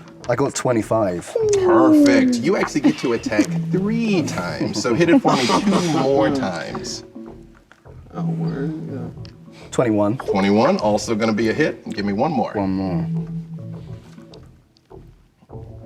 It's 26. Again, that's it's huge. You very rarely miss. Just to give you an idea, 30 is godlike success, and you got a 26. So these are very precise. So they're under your damage. You're gonna click that for me 3 times. That's 12. 12. Whoa. Again. Again. That's 11. 11, perfect. 12 again. You come in 3 flaming arrows go and slam into this thing, and it unwraps there on the ground and stops moving. And you see Stella looks up. Oh my gosh! It's okay. Oh, there's more of them! Ah! Is there anything else you would like to do? Did you guys see that? Yeah. That was cool, yeah. Good for you, that was awesome. I'd like to comfort Stella. Perfect. She very much is holding on to you, and Lady Applejack. Okay. He has shot the first one of these, but it looks like there's 4 more in the room that are crawling out. What would you like to do? I want to stab him. I want to stab him. Always the right answer, Lady Applejack. So funny. You, as an assassin rogue, you are particularly good at attacking something that hasn't had a chance to act yet. Basically, like you catch things flat-footed and gank them is really your thing. So, next to your weapon there's going to be a plus. Go ahead and click that for me there. It'll be a plus some number. Your weapon is called a Rapier of Wounding. So you have a magic sword that when you hurt people, the wounds don't heal. Yeah. So you got a perfect hit. There you go. So you did this the best you possibly could that's do. incredible. As you, I'm not even gonna make you roll this because I know how hard you hit. As you lunge forward, actually, you tell me, would Lady Applejack explode this thing, or is she so precise that it's just like a little hole in and out? I feel like she'll explode it. Yeah? Yeah, like Just go in. Do it. Ooh. Go for it. Well, this thing already didn't have any bones, but Lady Applejack lunges forward and it essentially explodes as a splatter against the wall. And you can still attack again because you killed the first one in 1 shot. So go ahead and give it to me again. That's fantastic. 24. 20 out of the way. Yes, more than enough. All right, so click on that number there next. That'll be 1d8. You see that there? Click on that. I'm gonna roll your sneak attack damage for you here, so you don't have to worry about it. How much damage did you do? 9. How much, sorry? 9. 9? Mm-hmm. Perfect. I'm waiting on your sneak attack to come through because it is a lot of dice. You have 7d6 that you roll for sneak attack, which is a lot, like a lot. The first one explodes in a flash. You're on the second one and stab it and it just stops moving. I love it. There on the ground. Unfortunately, it is now the Boneless's time to attack. And they do not take too kindly to what Joe Keery has done. When does anyone ever? That is true. And unfortunately for you, Joe Keery, I also rolled a natural 20. Oh! So, Joe, as you are comforting Stella, and she's like, no, right behind. You all see the Boneless wraps up and begins squeezing Joe Keery for 10 points of damage. So you keep track of that, and you all see your friend is being squeezed and suffocated. You are still pretty stout. You're still in the fight, but you have been harmed. Lady Applejack, Another one does the same thing to you, having just obliterated 2 of them. One falls from the ceiling and wraps you up and falls to the ground and starts squeezing you as well guys for gonna- 10 points of damage. Give me a second. Any point? That's Are they gonna help? hopefully. Okay. We're going to see. 10 points of damage. 10 points. Search it. There you go. Your friends got off to a really great start. Right. But now they're kind of having some problems of their own. All right, now What we're would damaged. you like to do? I mean, I'd like to save them, but I also know I want to know what the hell's going on too. You're just gonna leave. Like, no, but I wonder, because like listen, here's the other thing. We killed them, you guys killed them, without even trying to speak with them. Do they speak? I guess.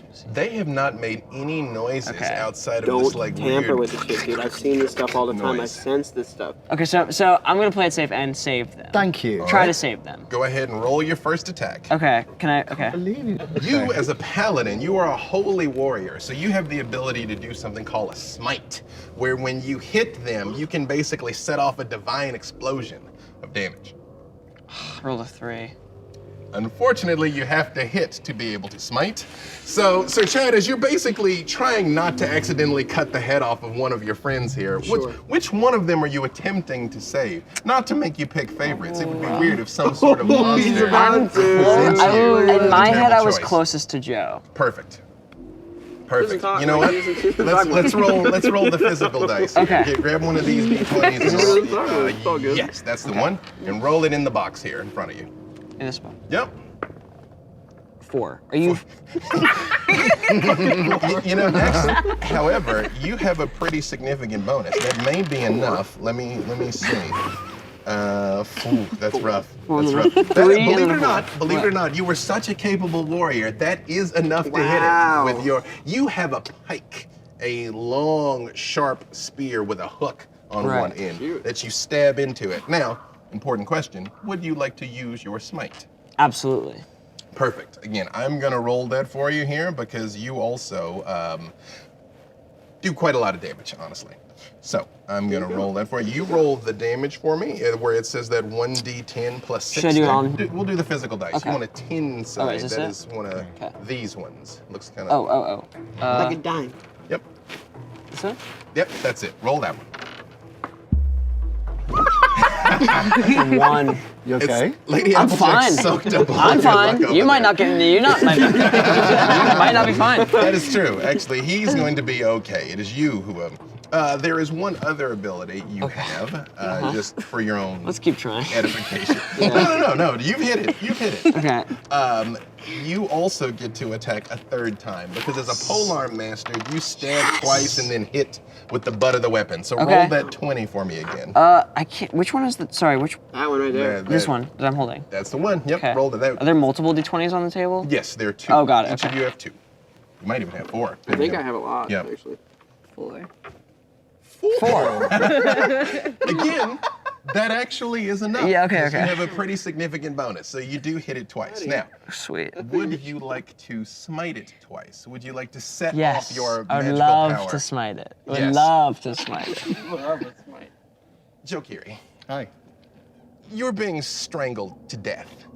And your friend very ineffectively swings the first time, and the second time you're pretty sure he's about to cut your head off as it's coming down, and at the last second there's a blinding flash of light, and the boneless is smeared across the wall, exploded.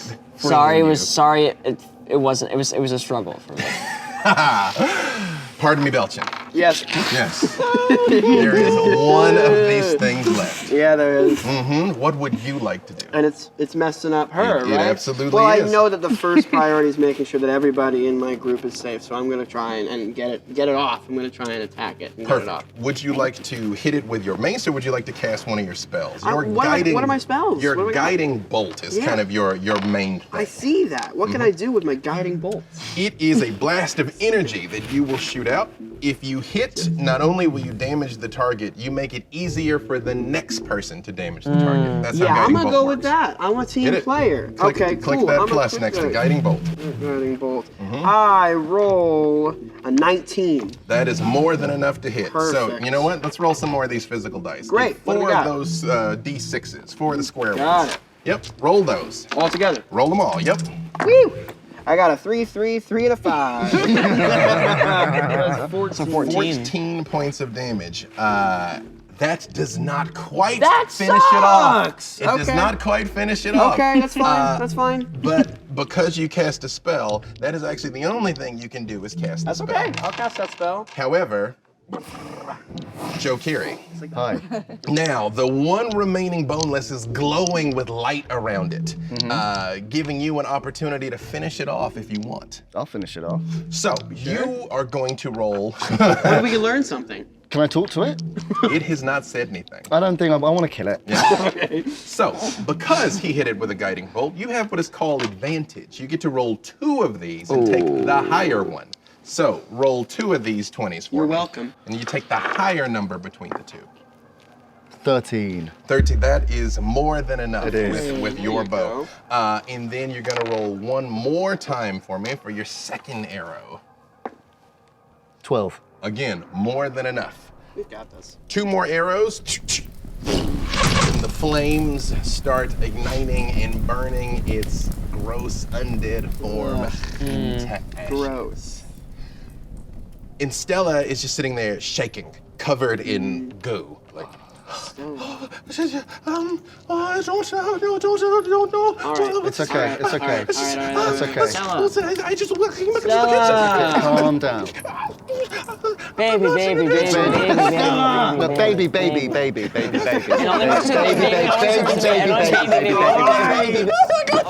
This is awesome. very much buries her head into your, quite frankly, furry chest. And all She's of safe you there. give me perception checks again. Perception checks. Perception check. Yep. Under your skills, you're gonna roll right next to it. And it's gonna go, I mean, I rolled a 10. 10. 10. Not noticing too much. Is in your skills. 13. Yeah, 13. Perfect. I have rolled a 14. 14. All right. 13. Oh, 19. Oh, as a 19. 19. Yep, because they added to it.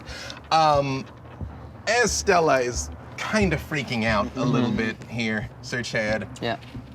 Outside, you hear screaming. And footsteps. Right? Oh. Yeah.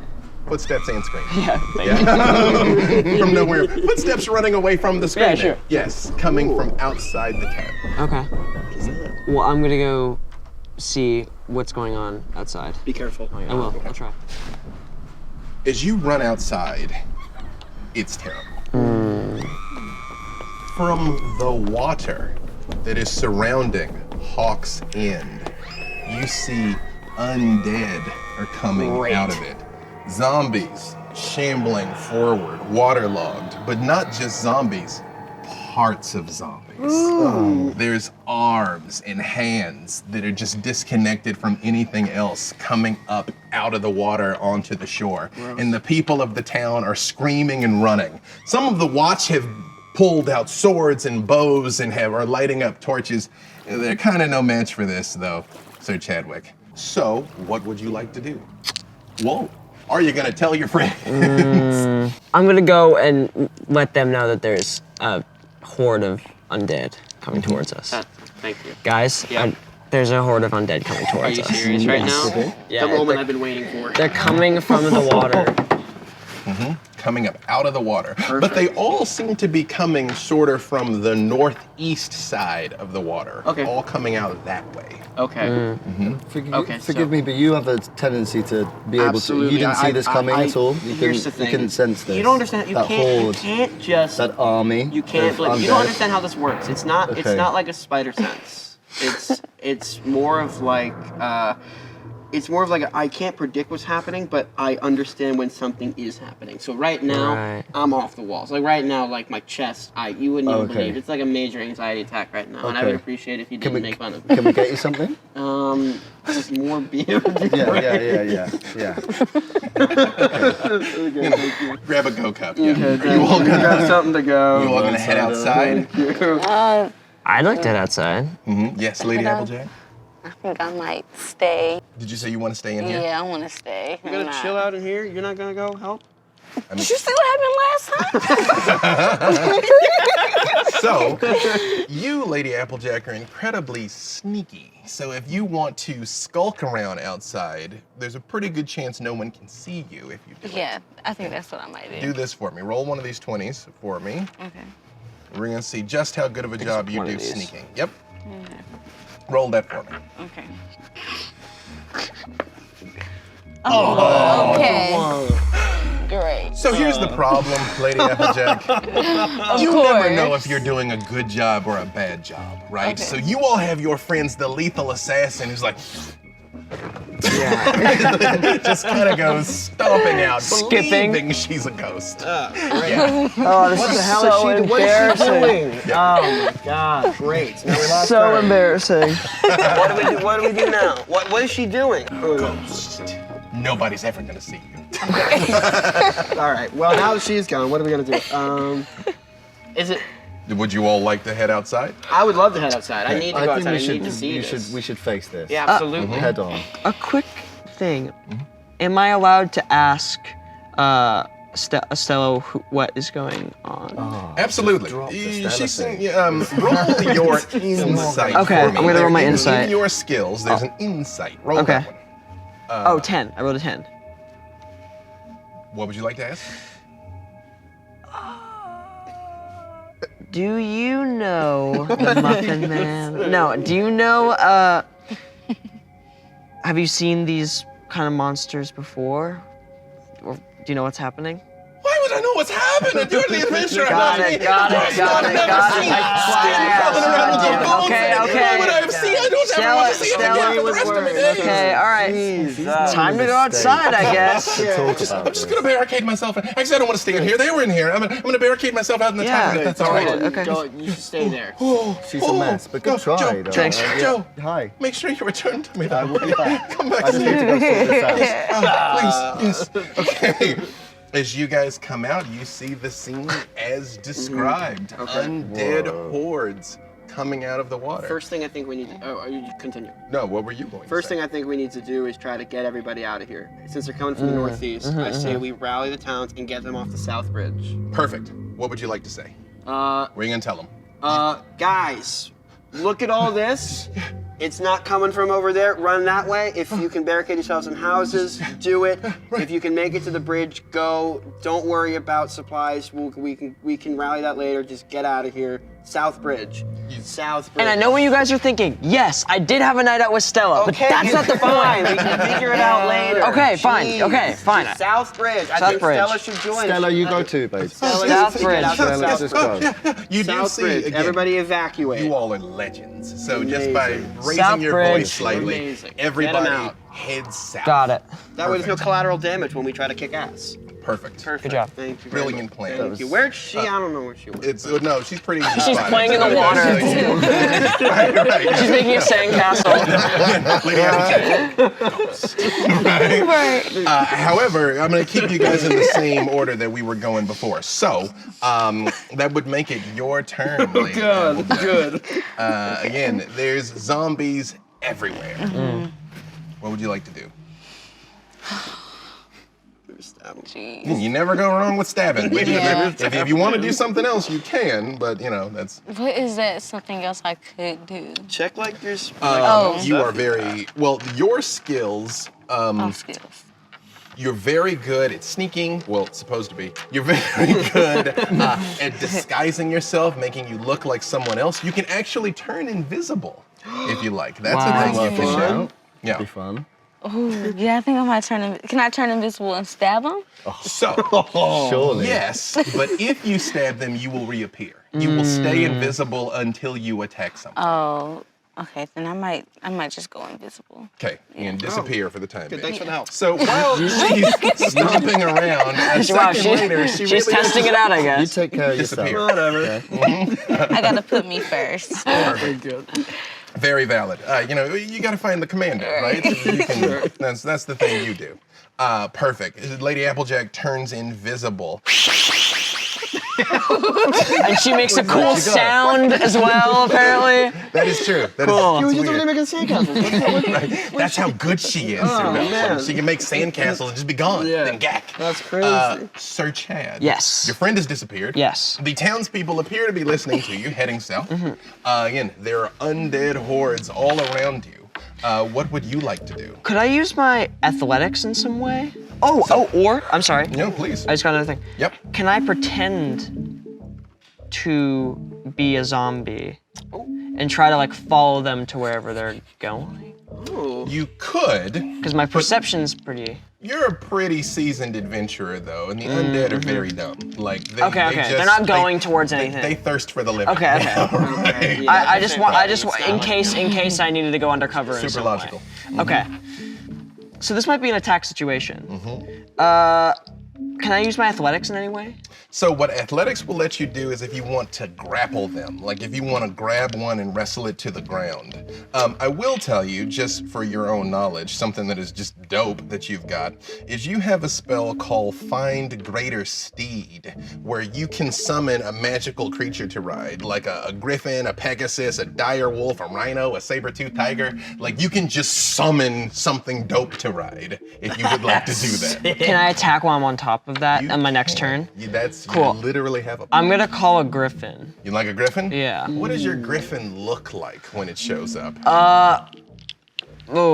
He's big. Head of a lion, body of a bird? Head of a bird, body of a lion. Thank you. With wings. With wings? Cool. Say like You might summon just a head of messed a up bird. one You that said is head of a lion. head of a Yes, bird. It's got an eagle head, a lion body, and I was thinking like hummingbird, super long nose, like super sharp long nose, and then the body of a lion and big, big wings. Like the buzzy wings, like a hummingbird? What kind of wings? Yeah, exactly. Buzzy wings like a... It's a hummingbird griffin. That's cool. I feel like this is something Sir Jad's probably done before. Does it have a name when you summon your humming beast?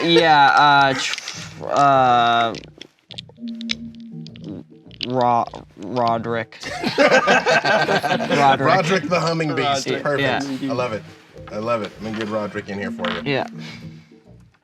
Do I roll for that? Excellent. No, this is what I do. Okay, got it. Okay. Presumably you want to hop on the back of it. I would love to hop on the back of it. Perfect. Hey, bud. Hi. What's up, dude? Hey. That's how he sounds. Why I guess I'm voicing both. Yeah, I guess I'm voicing both. Yeah. You know, it's... I'm so jealous of that Roderick guy. I wish I could. got Stella. I wish I could summon that. Stella can't fly, man. Stella can fly, but Stella can bring you warmth and love. That is true. It's purely transaction with Roderick. Exactly. I pay him at the end of each ride. No, it's basically an Uber. I pay him at the end. It's a ride share. It's a combat ride. Yeah, exactly. Pardon me, Belgian? Nah. What would you like to do?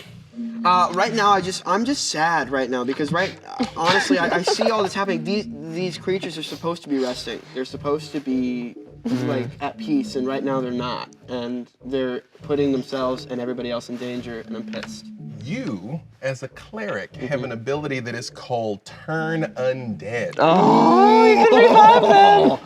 I might do it. I don't know what it does. You can just make them leave, and you're actually a high enough level cleric. You can make them basically force them to leave, and if they're low enough level, they will not just leave, they will be destroyed by your holy intervention. This is insanely convenient. Yeah. I mean, what a great... You're unbelievably... Guys, this is my element. This is what I need. This is what we all need. Meanwhile... Where's Astara? Is she getting out with them? Because I feel like she should debrief with us, or did she... Yes, she is rallying people, moving them to helping us with that. she's Great. listening Go, let her to do that, let her do that. Meanwhile, Princess Applejack's at like Disney World or something Yeah, like that. I don't know where she went, but she's chilling. Okay, so I want to talk to these guys. I want to be able to communicate with them. I want them out of here. Right, so it is your intent to turn them, correct? Yes. You can. What is that? What spell is that? It is an ability that you've got called Turn Undead. Perfect. Yeah. Perfect. I'd Turn like to Undead. turn undead. What? So you brandish your holy symbol, glowing, radiant. What do you say to turn these undead fiends? Okay, I need to relate to them because they're just sad, they're lost, they don't want to be here either. And I say, guys, you have each other. You don't need this. This is something you've had before, but you don't need it now. You've moved on from this, and it's not healthy to be lingering here right now. I will guide you. I will be here to hold your hand, or your leg. You don't got hands no more, but I will be here for you. Well, I know it's rough. They but like this it. They is- like I it. They think like it. it's best if you just go to sleep like you need to. You've had your time, and you can't take it from other people. As you finish your heartfelt speech, Thank you. as they are shambling, Yeah. you all see, what color is the light that comes out of Pardon Me Belching? You're a grave cleric. You're a cleric of death. There's but a you cleric tell of me. death, but the thing is, people misunderstand death. Death isn't scary. Death is a part of life. Like we're here all together, and it's amazing. And so it's a warm sunset orange that wafts as the day ends into a peaceful night. As this light rolls out from you, you are strong enough that you will destroy all of these undead. That But would break me. It would break since me. you are coming from a place of love and it is your intent to put their spirits at rest, that's what happens. Yeah. You all notice the zombies just sort of stop and just kind of lay down. Amazing. And die. Wow. All of them. And I weep. Didn't want to have to do that. I didn't want to have to do that. Beautiful. Thank you. And then I say, so are we getting another drink? or... Unfortunately, Oh, God. Pardon Me Belching. That's okay. You get a sinking, sickening feeling coming from the south. Where I told everybody to go. You told everybody to go. It is almost like this attack came from the north It's a diversion. intentionally to force everyone It's to a the south. diversion. What kind of monster would do Oh such my a thing? God, what did I do? What did I do? It's going to be a bloodbath. Guys, we need to go. We need to run. We To need the to rest get of you, us- it's like, yeah, we won, and no, We you're need like, to we go. did Be not. back. We're running. Can we get her back? Or is she kind of still? Who knows Oh, where you she hear is? I all don't of know. it. I mean, you're Oh, I hear invisible, but yeah, everything. you're there. I don't know where she They is. don't know you're There. there, but you know you're there. Okay. Yeah. We need Lady to, Applejack's coming. She's coming. We're all going. We're running. we to don't know safety. she's here. Can I We turn don't- I mean, invisible? Oh, well, of course, because she's invisible. Invisible. You can reappear I'm- whenever you want. But Yeah. can we So call? I'm Can we go, invisible. Lady Applejack? Hi, I'm back. Oh my God. Did you hear that? I heard everything and I decided that I needed to help you guys. Thank you. Yeah. Let's go. Yeah. As you all head south, right across the bridge, you see just on the other side of it what looks like a tear has been ripped into reality. Great. There is a jagged black line with black energy rolling out of it. And all That the sucks. townspeople are gone. We've got to go. I through want to it. go through We've it. got to go through it. I'd love to go through I it. have to go through. I will lead the charge. This is my doing. Should we maybe shoot something into it first? To Oh. see if, What if you hit one of the townspeople? I'm willing to take that risk. Why can't we just, instead of shooting an arrow, like Just chuck a have, stone like- into it? Why can't Yeah, we chuck have a Roderick go stone. in? I could go in. Roderick can go Why in don't you and let then loop Roderick back. go in? Go in and just zip around. Just check it. And Okay, then I'll do a quick. I'll get do a into quick. it. What do they? handstand there. Yeah. What do they call it? Like, what's like a really normal thing? Like, you know when people are at a party and I'm like, I'm gonna do a little round. Like, I'm gonna do a round. Like, do the rounds. Rally. Yeah, I'm gonna do the rounds and then come back. Okay. So you run and do the I'm gonna run rounds. and do the rounds, Thank come you. back, see what the vibe is, and then if it's cool, you guys come in. We have drinks with the townspeople. Okay, and then they great. come out. We Okay, got great. it. You gonna fly in? I will fly in. Yes. Roderick flies into Oh, the I'm rift. with my. I mean, you're right. You are going with Roderick, Right, right, correct? right, Like, correct. yeah. You fly in, and he doesn't come back out. We've been waiting for. He should be back by He now. should be back by now. Should we? I guess Should we we- might as well. At least we know that everybody, like anybody who remained on, is anybody still here? The town everybody left. is apparently deserted. Everybody. Yes. So can I call out to see if anybody's there? The only person that is still there, actually even Stella went, because you sent her Stella south went. too. Stella's gone. Oh, yeah, we gotta go. everybody We went. gotta go. Yeah, we have to go. I can't There's leave nothing them to in there lose. without me in there. Any of the Gotta go in guards, none of all the guards. Everything's Heck, we're inviting a third, okay? Right, guy? Okay. So I think We should go in. we should all Yeah. go in together as a team. As a right? team. Okay. Mhm. Glad you're here. Thank you. As you all pass through into this, immediately you're somewhere else. It's cold, like the winter time. I wonder. It looks like Hawk's End, I wonder. but it's not Hawk's End. Great. It's the buildings you recognize, but they are broken and dilapidated, overgrown with vines, like they haven't been lived in for centuries. The sky is black in everywhere, in all directions. I thought it was like 4. It looks hopeless. The only thing that you see, because the portal behind you has vanished, you do lay eyes on your friend Chadwick.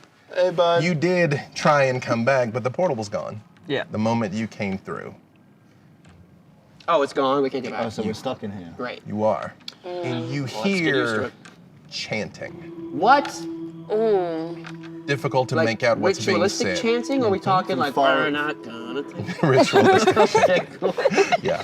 Just wanted to- From It's far, an important point of clarification. Yeah, is no, it it's far true. away or is it close? Is it? It's difficult to tell. It's like it's coming from everywhere and nowhere all at once. Oh, Yeah. it's like an aura.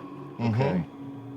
I gotta say, right now, guys, I feel worse than I ever. Like, I feel horrible. Should've stayed I'm really invisible. anxious. I like this place. really wish I could just curl up in bed. I don't really feel motivated right now, Okay. and it's clear to me that there's something really dark and really bad here. Not fun really having a manic depressive on your team, is it? He is literally a cleric in That is true. Like it's That is very true. emo. Probably pretty hard to be happy. Right. Probably pretty hard to be happy sometimes. You all hear. It seems to be coming from all directions at once. Hate that.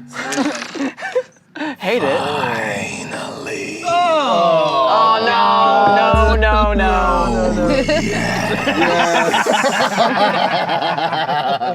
You all have made your way.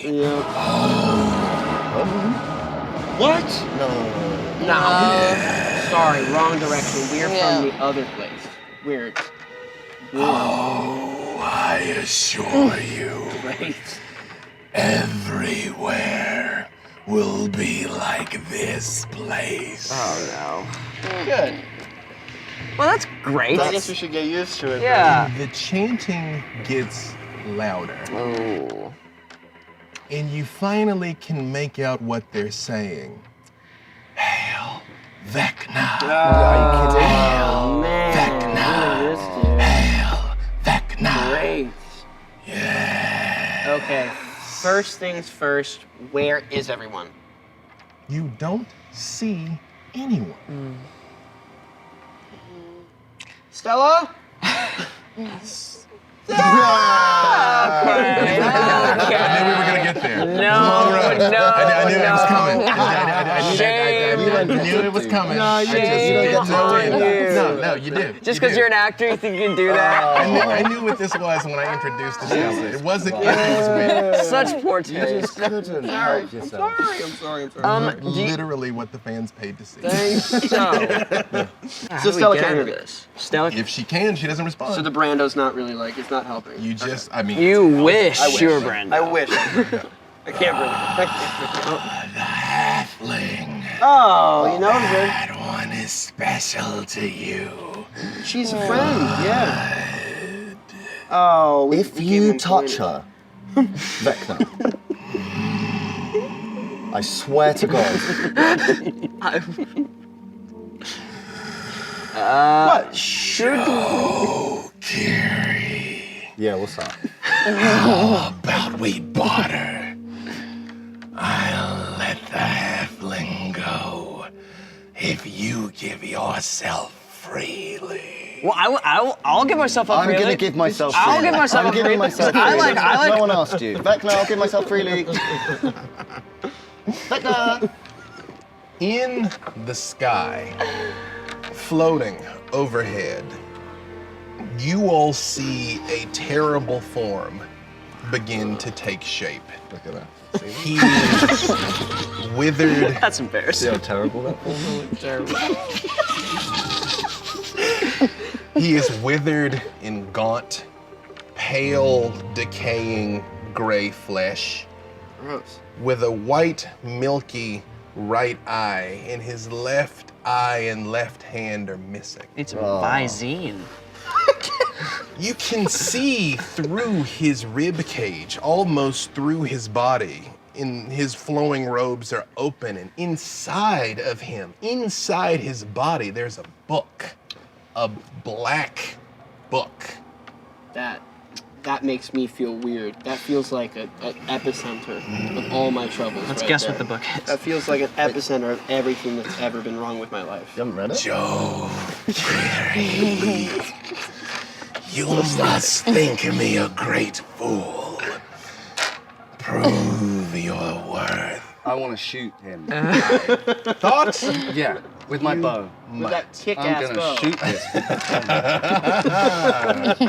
Touch my woman. You know what? Let's go ahead and roll initiative one more Let's time. do All it. Give me one of these dice, or you can roll it there in D&D There we Beyond go. as you come face to face Initiative. with I rolled a Lord 15. Vecna. 15 for Pardon Me Belchin. 5. 5 for Chad. for 22. Chadwick. Yes, you are 25 for Kiri. all 25. That was let's- Joanna's 25th birthday. 25 for Carrie. Perfect. All right. Perfect. All right. You can go first. Again, as a Gloomstalker, this is when you shine, right at the beginning. Yeah. So you can attack 3 Go times. for it. Just gonna go with the bow. Just, gonna- yeah, just, I'm gonna hit that plus 12, We're right? gonna do this as Boom. like, Caden, if you would, pull out a D6 and a D8 for me, please. That's 19. Let's see. Hang on. Let me make sure 19 is enough to hit him. It is not. No. The arrow flies what should have been center mass and just passes through his rotting, decrepit ribs and just flies right past him. Yeah, but And he looks at you and says, Pathetic. But now he knows I'm here. But you Can get I to go roll again? Oh yeah, you get again. 3 total. Come on, what are you gonna try again? What are you gonna Again, what are you doing? 17. That is also not enough. Come on. Flies wide one more time. Can we focus in here? Yeah, I'm focused. Okay. Well, you're the one that's got focus. It's gonna be a big number. Okay. Okay? Okay. Do you feel it? Do you feel it? I feel it. Manifest I feel a lot Okay. right now. Manifesting big ass number. Big ass We number. got some handshaking here. Mm-hmm. Oh no, I hit the wrong thing. That's I hit the okay. wrong thing. That's okay. That's okay. Feel it. 27. Yes, yes. Felt good. Felt good. One now, Vecna. Perfect. So I'm gonna get you to roll your damage for me. With this, where's that 8 and that 6? I got Actually, that 8 pull and that so 6 right take here. that, and you're gonna roll that. We and manifested you're also it. gonna roll Just these another two? 8. Can you give him another 8? Another 8, you got it. Yeah. Right there? You're gonna roll all 3 of those. All right. It's a 3. It's a 3. It's a So 12. 6. Perfect. 15. Perfect. That one does hit him right in the chest.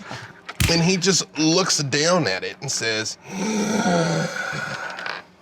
Fine.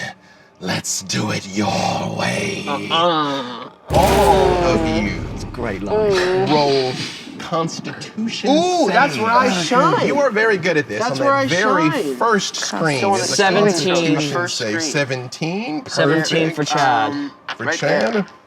All of you do it. 8. 8. 7. 7. 16. 16. You're in the zone. That is not enough.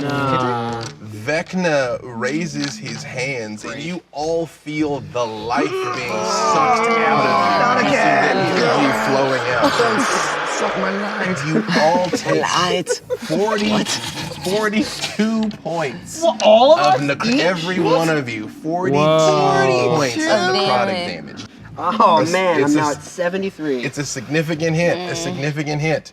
So what would I be however- at? I would be at. Oh no. But Lady Applejack, it is your turn. Okay. That sucks, guys. Wait, I'm sorry. on 53 now. Lady Applejack, he is currently up in the air where you don't have an easy way to get to him. It's almost like he knows you're dangerous. Yeah, fine. But what you can do is you have a spell called Fairy Fire. What that means is you can basically light him up to make him easier for your friends to hit him until somebody finds a way to get him out of the air. I'm gonna help you guys out. I'm Honestly, appreciate it. You know, it's really do appreciate it. He starts glowing and he looks down at his hands and he goes, You've sent plenty of souls my way, Applejack. And now that you face Vecna, you don't have the courage to strike at me yourself. Roasted! Listen, I hate that guy. I hate that guy, but even he burned you. Even then. Call an ambulance. Call the, it sounds like you're crying, so call the wambulance. Right? She's Would you like crying. to do anything else, Lady Applejack? Until they get him out of the air somehow, it's gonna be tough. Why don't you stab it? I mean, what else could I do? Like, he roasted me. Would you- Did roast the crap out of you. Would you like to try and find the villagers, maybe? Oh. Oh, yes. Okay, Go perfect. Go do that. We'll take care of this. roll with that 20 for me there. Okay. Here, roll one of those. Yep.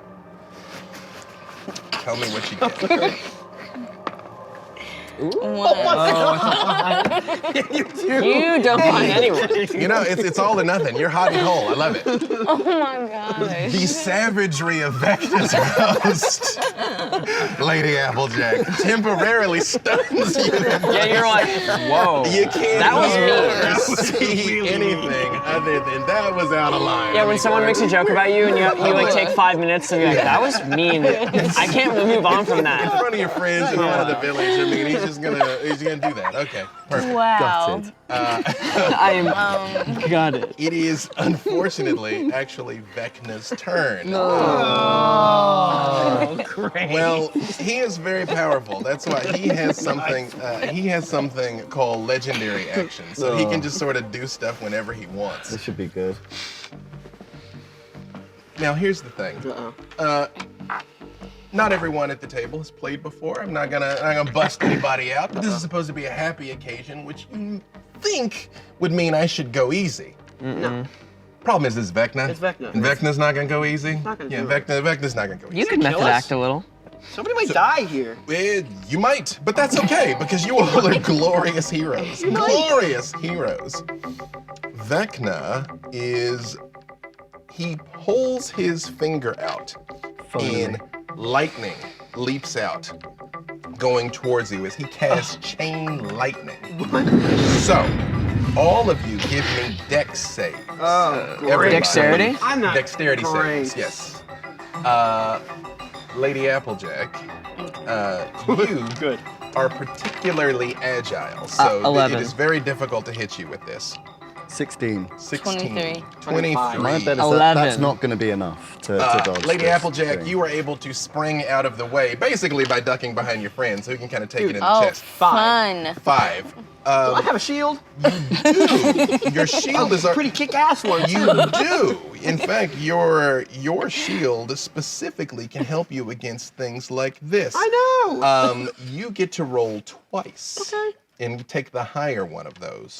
2 20s? Yeah. Well, yeah, you've already rolled once, so you get I to rolled once, I roll got a 5, again. I'll roll again. Mm-hmm. 11. Oh, man. Well, the good news is Lady Applejack gets out of the way. Let's start with a win here. Oh. You know, let's start with a win. The rest of you are unfortunately not quite Yeah, so do what you lucky. do. Just run. We'll just pray that I roll poorly. That's all you gotta do. Do what you do best. If the last time I got attacked is like almost half our hit points, I probably will only have like 2 left. Well, there's a pretty big spectrum. You guys have varying levels of tankiness here. So let's see. I got a high constitution. That's not terrible. That's not terrible. That's only gonna be 25 points of lightning damage. Okay. It's not terrible. Well, not Lady Applejack. Okay. 22, 25. 25 points of lightning damage. I have 21 hit points left. what are you Is at? that right? You currently have 21 left? Okay, perfect. I'm at 48. I'm at like 50. How is that possible? I have 115 at start. He is. Oh, okay. I started with 80 something. You're not all the same. I'm a Pardon human. me, Belch. 25 damage. I'm on 28. Vecna looks down at all of you and says, "You could just give up.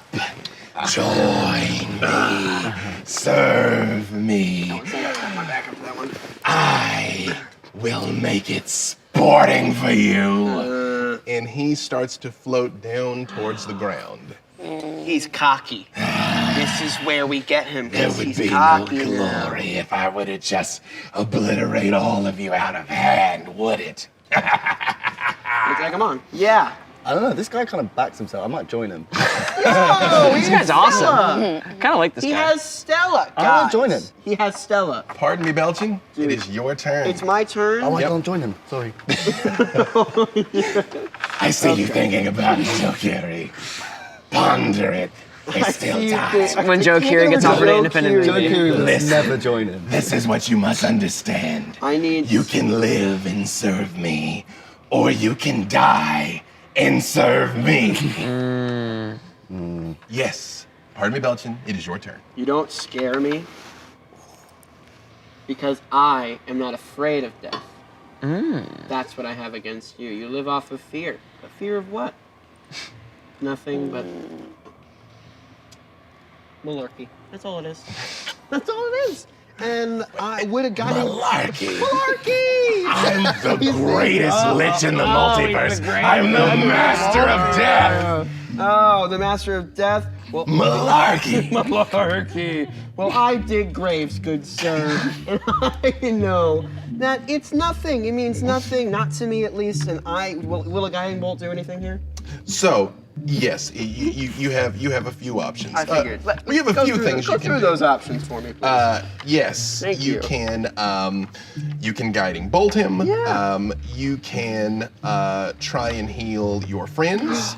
You can do a pretty significant amount of healing to everyone if you so choose. Basically, you can heal one person for a lot or everyone for a little. Here's the thing. I would love to heal everybody for a little, but you're all so low on health anyway that if I do that and he hits us once again, we're still gonna die. I think it's a waste of a go. I think it's a waste of a go. Perfect. However, I'm trying to think of who here has the best shot of messing this dude up if I were to genuinely get a good amount of help going. But I think if anybody here is gonna be any match, it's gonna be me. Sorry guys, I know it sounds selfish, but No. I think it doesn't sound selfish. What I will tell you. Tell me now. Next round, if you want to coordinate with Lady Applejack, there might be some stuff you could do. But she's already gone in this round. But next round, you guys can do something. Right now, you got your guiding bolt. Because a guiding bolt, if I send a guiding bolt his way, it ups the damage for the next turn for her, right? It does. Yeah. You also have something called Dawn, where you can call down just like a burning pillar of sunlight that will stay there on him if you want. Also, What'll that it's do? just a spell. It'll burn. Set him on fire. I'll set him on fire. Yeah. I like fire. Would you like to cast Dawn? You know what? Honestly, I think I want to go for like a Hail Mary here, and I want him out of here. And I think the best way of doing it is to link up here. I know we've had our differences, but I hope you'll pull through. I'm gonna go with Lady the Applejack's still here? Yeah, I know, right? Guiding bolt? I'm gonna go with the guiding bolt. Perfect. Now, again, since I'm introducing this in layers of complexity, Of course. you can actually cast a bigger guiding bolt. You can cast it at a higher level, I so you want can make the it do more biggest damage. of The bolts. biggest of bolts, I The assume. biggest You of wanted the biggest of bolts. Roll this d20 for me. Should I just roll it on the screen, or can I just roll it here? I can figure Whichever roll it you here. like. This is more fun. Yep. 13. That actually is enough. Whoa! Yes, that is enough to hit him. You are gonna roll 10d6. 10. You can do it here. 10 of those bad boys. 5, 6. It's a group effort. 7, 8. Yep. Pull those 9, sixes. 10. Yep. All right, get ready to do some math. High math coming in. And the guiding bolt. We got a 6. We got a 3. We got a 3. We got 2 2s. We got a 1. We got a 5. We got a 4. And we have 2 1s. Give me the total. Uh-oh. 6, 12. I'm gonna show you an easy trick, by the way. I think 29. 29, perfect. All right, I don't need any easy tricks. 29, all right, perfect. I was definitely using my fingies to count under the table. I don't know if the camera caught me. There is no shame in I mean, like, that's what got Vecna I wanted into to this sound mess, cool like I was doing it in my head. You know, that is his missing eye hand there, you know, right? But it wasn't obvious. That is the eye and hand of Vecna. That's where I found that. Dude, I got you. I know, I want it back. Oh, sorry, bro. Perfect. You blast him and he begins to glow radiantly and just looks down at his hands again and actually roll that d20 one more. It's a 13 again. Okay, perfect. Okay. You shot him. It's Great. just he had advantage because of the That'd been fairy great. fire. That would have been Perfect. Just for curiosity's sake. However, he is now glowing, Sir Chadwick, with the guiding bolt. It is your turn. He is I just undead. want to attack. You are good at this. Roll your 2 attacks as you run up on him. So 2d20s? 2 d20s, yep. You just roll them both. 8. That is not going to be enough, even with your significant attack bonus. Come on, buddy. 20! 20! Nat 20! Oh, no. So, no, this is good. Okay. This is good. That was my thinking face. Okay, Not that wasn't my bad face. sucks for you face. So, you are about to inflict a significant amount of damage on Vecna. I assume you would like to smite him. Yes. I assume you would like to hit him as hard as you possibly can. Absolutely. Right? Perfect. You know what? Let's stack this up. I'm gonna give you the benefit of the doubt here. You have a few spells you can use that would actually make this worse, if you like. You have what is called a branding smite, where your sword will catch on fire. Any other spells? Not well. You have other spells, but not that would help be me in directly this. relevant Okay. to this. Yeah, at this I'll exact try second. that. I'll Your try the branding fire smite him too. spell, yeah. Perfect. Okay, so you roll that your damage there, which is I believe that was a D10. D10 plus 6. Roll that, and then you're gonna double that number. 70. Come on. So 7 would be 14. 19. And then your smite is going to go off. He is undead, so you hit him for extra. And let's see how hard you were gonna smite him. So you hit him for 19, and he looks down for a second and opens his mouth like he's about to say something, and the smite goes off. A blinding flash where you hit him for another 60 points of damage. Whoa! Blowing chunks off of him and staggering him backwards. And this is the first time he looks at you, and you see the slightest hint of fear in his eyes. That's awesome. As he stumbles backwards here. From your divine smite. Perfect. This is a good round for you guys. But that brings us to the top of round 2. Joe Keery, it is your turn again. Vecna is on the ground now. Your friend has engaged him. What would you like to do?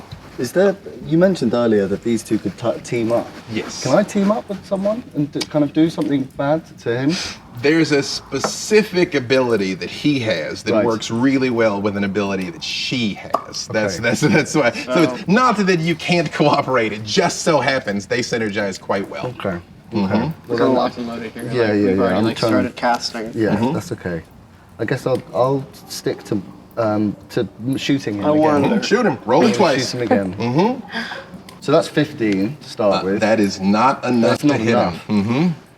Go for it again, buddy. It worked last time. It did work last time. Okay. Feel it. Bring it in. Feel it. 20. It's not bad. Total 20. That is not enough to hit him. And you see the arrow arcing right towards his one remaining eye. And he just breaks it, throws it down. Oh, he's making a fool of me. You were the fool to think you could face Vecna.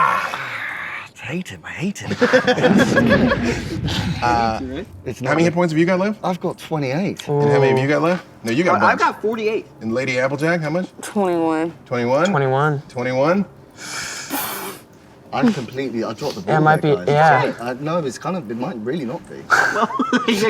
No, he's gonna do it. All you give me con I saves again. appreciate He the is effort. going to Thank you. he's going to hit you all with the life drain again. Here's the problem, you all. He does 42 points of damage if it works. He does 21 even if you succeed. He's going to stop Sir Chadwick no matter what. Lady Applejack has a chance to get out of this though. So I'm dead. So I'm dead.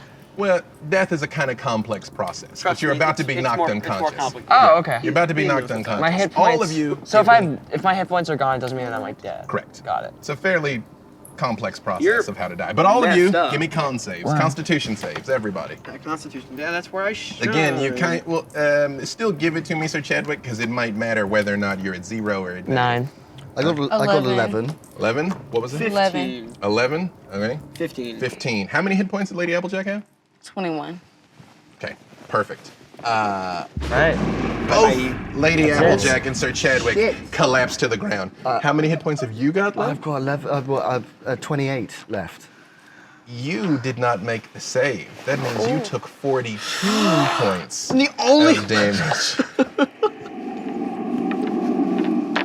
It might. Pardon me, Dawson. Yeah. Your friends collapse around you. I take 21 points. Did 21 points. Well, no, actually, I don't think you did. I Didn't made make it. 15. 42 total. Total. How many do you Yeah. have? I have 7. 7. Your What fun friends collapse. Vecna looks down at them. 6. Sorry. The foolishness of mortality. Look at you. All of your good works, all your grand adventure, only to collapse and ruin before me. So, what now? Yeah. Do you think you can strike me down, cleric? Fine. Try your best. I won't even intervene. I have this rage and this need to just, well, not smite, because you do that, but I have this rage and need to just chuck the hammer at full force towards his head, but I understand that death works in mysterious ways, and I know now that in a time in which I feel, I think I need to be as selfless as possible here. I need to help. The only way I think it's going to work is if I keep being a team player. So I'm going to use that healing spell we talked about before. The healing word? Not like the mass one, like the one. Right. I'm gonna heal the crap out of her. You can do that as a bonus action. It's not going to heal her by much, but it will get her back to her feet, and you can still do something I thought else. so. Okay, great. Still can do something else. Okay, great. Okay. Hi. Hi. Welcome back. How you feeling? He is only going to be able to garbage, right? Yes. You come back to consciousness. Okay. Everything's hurting, Lady Applejack. You are still grievously wounded, but you are back in the fight. Yes. In what else would, pardon me, Belchin like to do? I have to go. I'm not used to playing magical creatures. I'm used to going the range route, but I gotta look at these spells. I'm gonna do Path to the Grave. Gonna mark him with the Path to the Grave. Grave. So, what that is, you are a grave cleric. You can basically make him vulnerable to the next thing that hurts him. Yeah. The next attack. That's right. That we were talking about it before. Yes. Okay, great. You're gonna mark him. Yeah, Are you gonna say anything when you mark him with the Path to the Grave? Surprise, motherfucker. Lady Applejack. Okay. Technically, you were unconscious for your turn, but again, we're here to have fun. So I'm gonna go ahead and let you take your action now. As you get back to your feet, it seems like Vecna either hasn't noticed you or is just ignoring you. So, go ahead and roll. You can roll twice and take the higher one. Okay. Oh, 20. Wait, 20. No, for real. Like, actually, for real. Like, You right are there. the luckiest. No! That is so silly. Wait, for real. I need you to know something. He still has so many hit points, but this means you are going to do 4 times as much damage. So here's how this is gonna work. You are gonna roll 7d6. So give her seven of these. You got a couple there, so you got. Yeah, I think you have enough. 3, 6, We need 7 of them. 6, 7. And then give her 1d8 if you would there. Just help her find Yeah, the d8. that's this guy, right? It is. Cool. And you're also gonna give her one of these triangles. Give her d4. Yes. Would you clear all those out? Just Yeah. make it simple. Okay, you're gonna roll all of that, and you're gonna do 4 times that much damage to him. Jeez, I cannot believe that you were actually literally about to kill him. Okay. Right. 30. I think 26. 26. So now you do 4 times 26 damage. Yeah. You can do. So that would be 26. You're gonna do 104 points Yeah. of damage to him.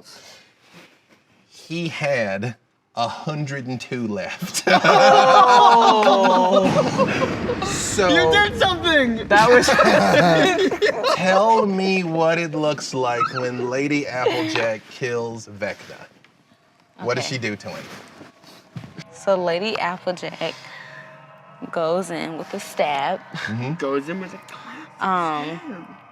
She slices his head off. Ooh.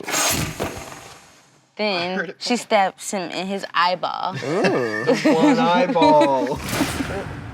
Lady Applejack. Then he goes in. She goes in for like a stab with like a head split. Like Ooh. Fun. yeah. Like that. You see, he opens his mouth like he's about to say something else, and down the middle. Yeah. And his body collapses, and that book falls out. Oh, the book. And everything around you begins to ripple and shimmer, and the darkness passes away, and you're back in Hawk's End. And you see all the people are standing there looking confused. Yeah.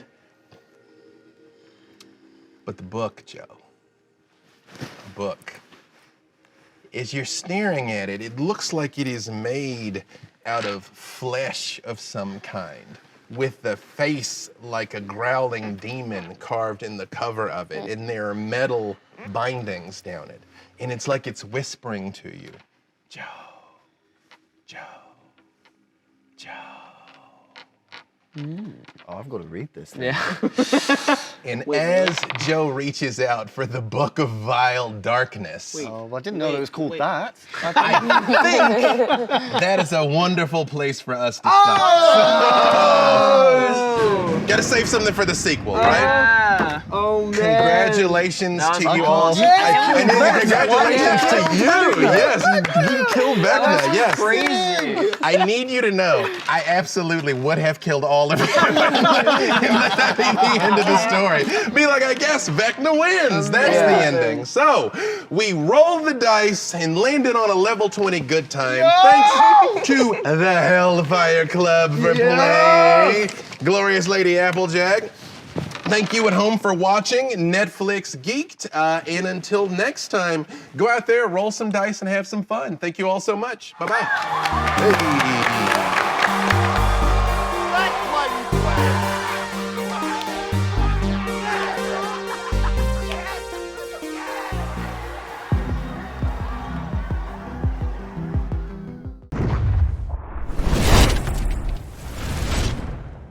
What's up, honorary Hellfire Club members? I hope you enjoyed watching us mix it up with Vecna. He's a real son of a lich to deal with, and I am not sorry about that joke. You've watched us play, now I hope it inspires you to dig into some D&D at your table. Tell amazing stories, have grand adventures, and epic battles with your friends. It's my favorite thing in the world, and I think it'll be yours too. Remember, D&D is for everyone, and to help you get started, we're releasing the Vecna Dossier, a digital manual with everything you need to bring the multiverse's most powerful lich to unlife in your game. You can find it on D&D Beyond, the official digital tool set of Dungeons & Dragons. Now, all you've got to do is gather some unsuspecting friends and unleash Vecna on them. They'll thank you, eventually.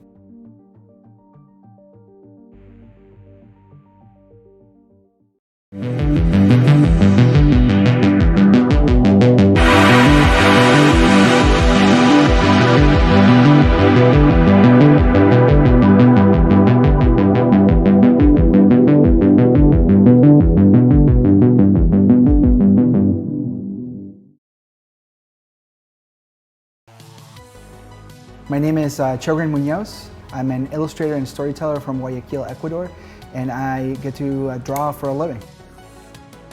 You know, everybody gets their influences as they grow up. For me, when I went to school, I really latched on to people like Ub Iwerks and Osamu Tezuka. So my two biggest influences is a combination of Japanese pop culture and classic American rubber hose cartoons.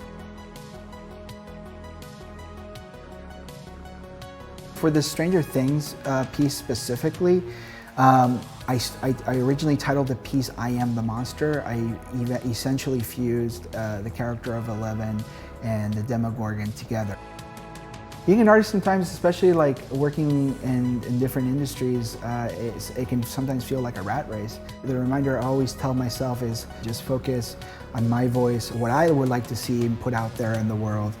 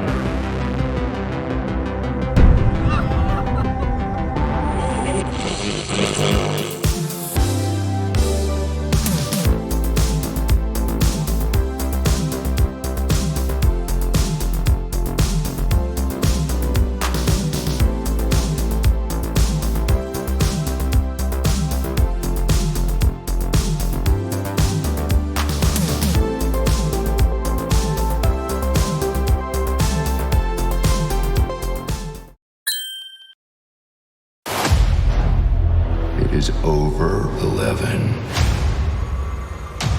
You have freed me.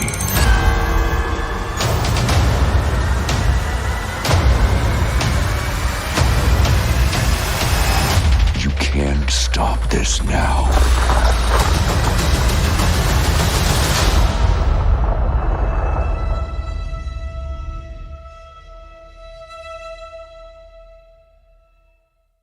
Want even more Stranger Things? You'll find news, videos, interviews, and more on Doom, the official Netflix site to help find and fuel your fandom. From behind-the-scenes photos to red carpet coverage to 80s hairstyle secrets from set.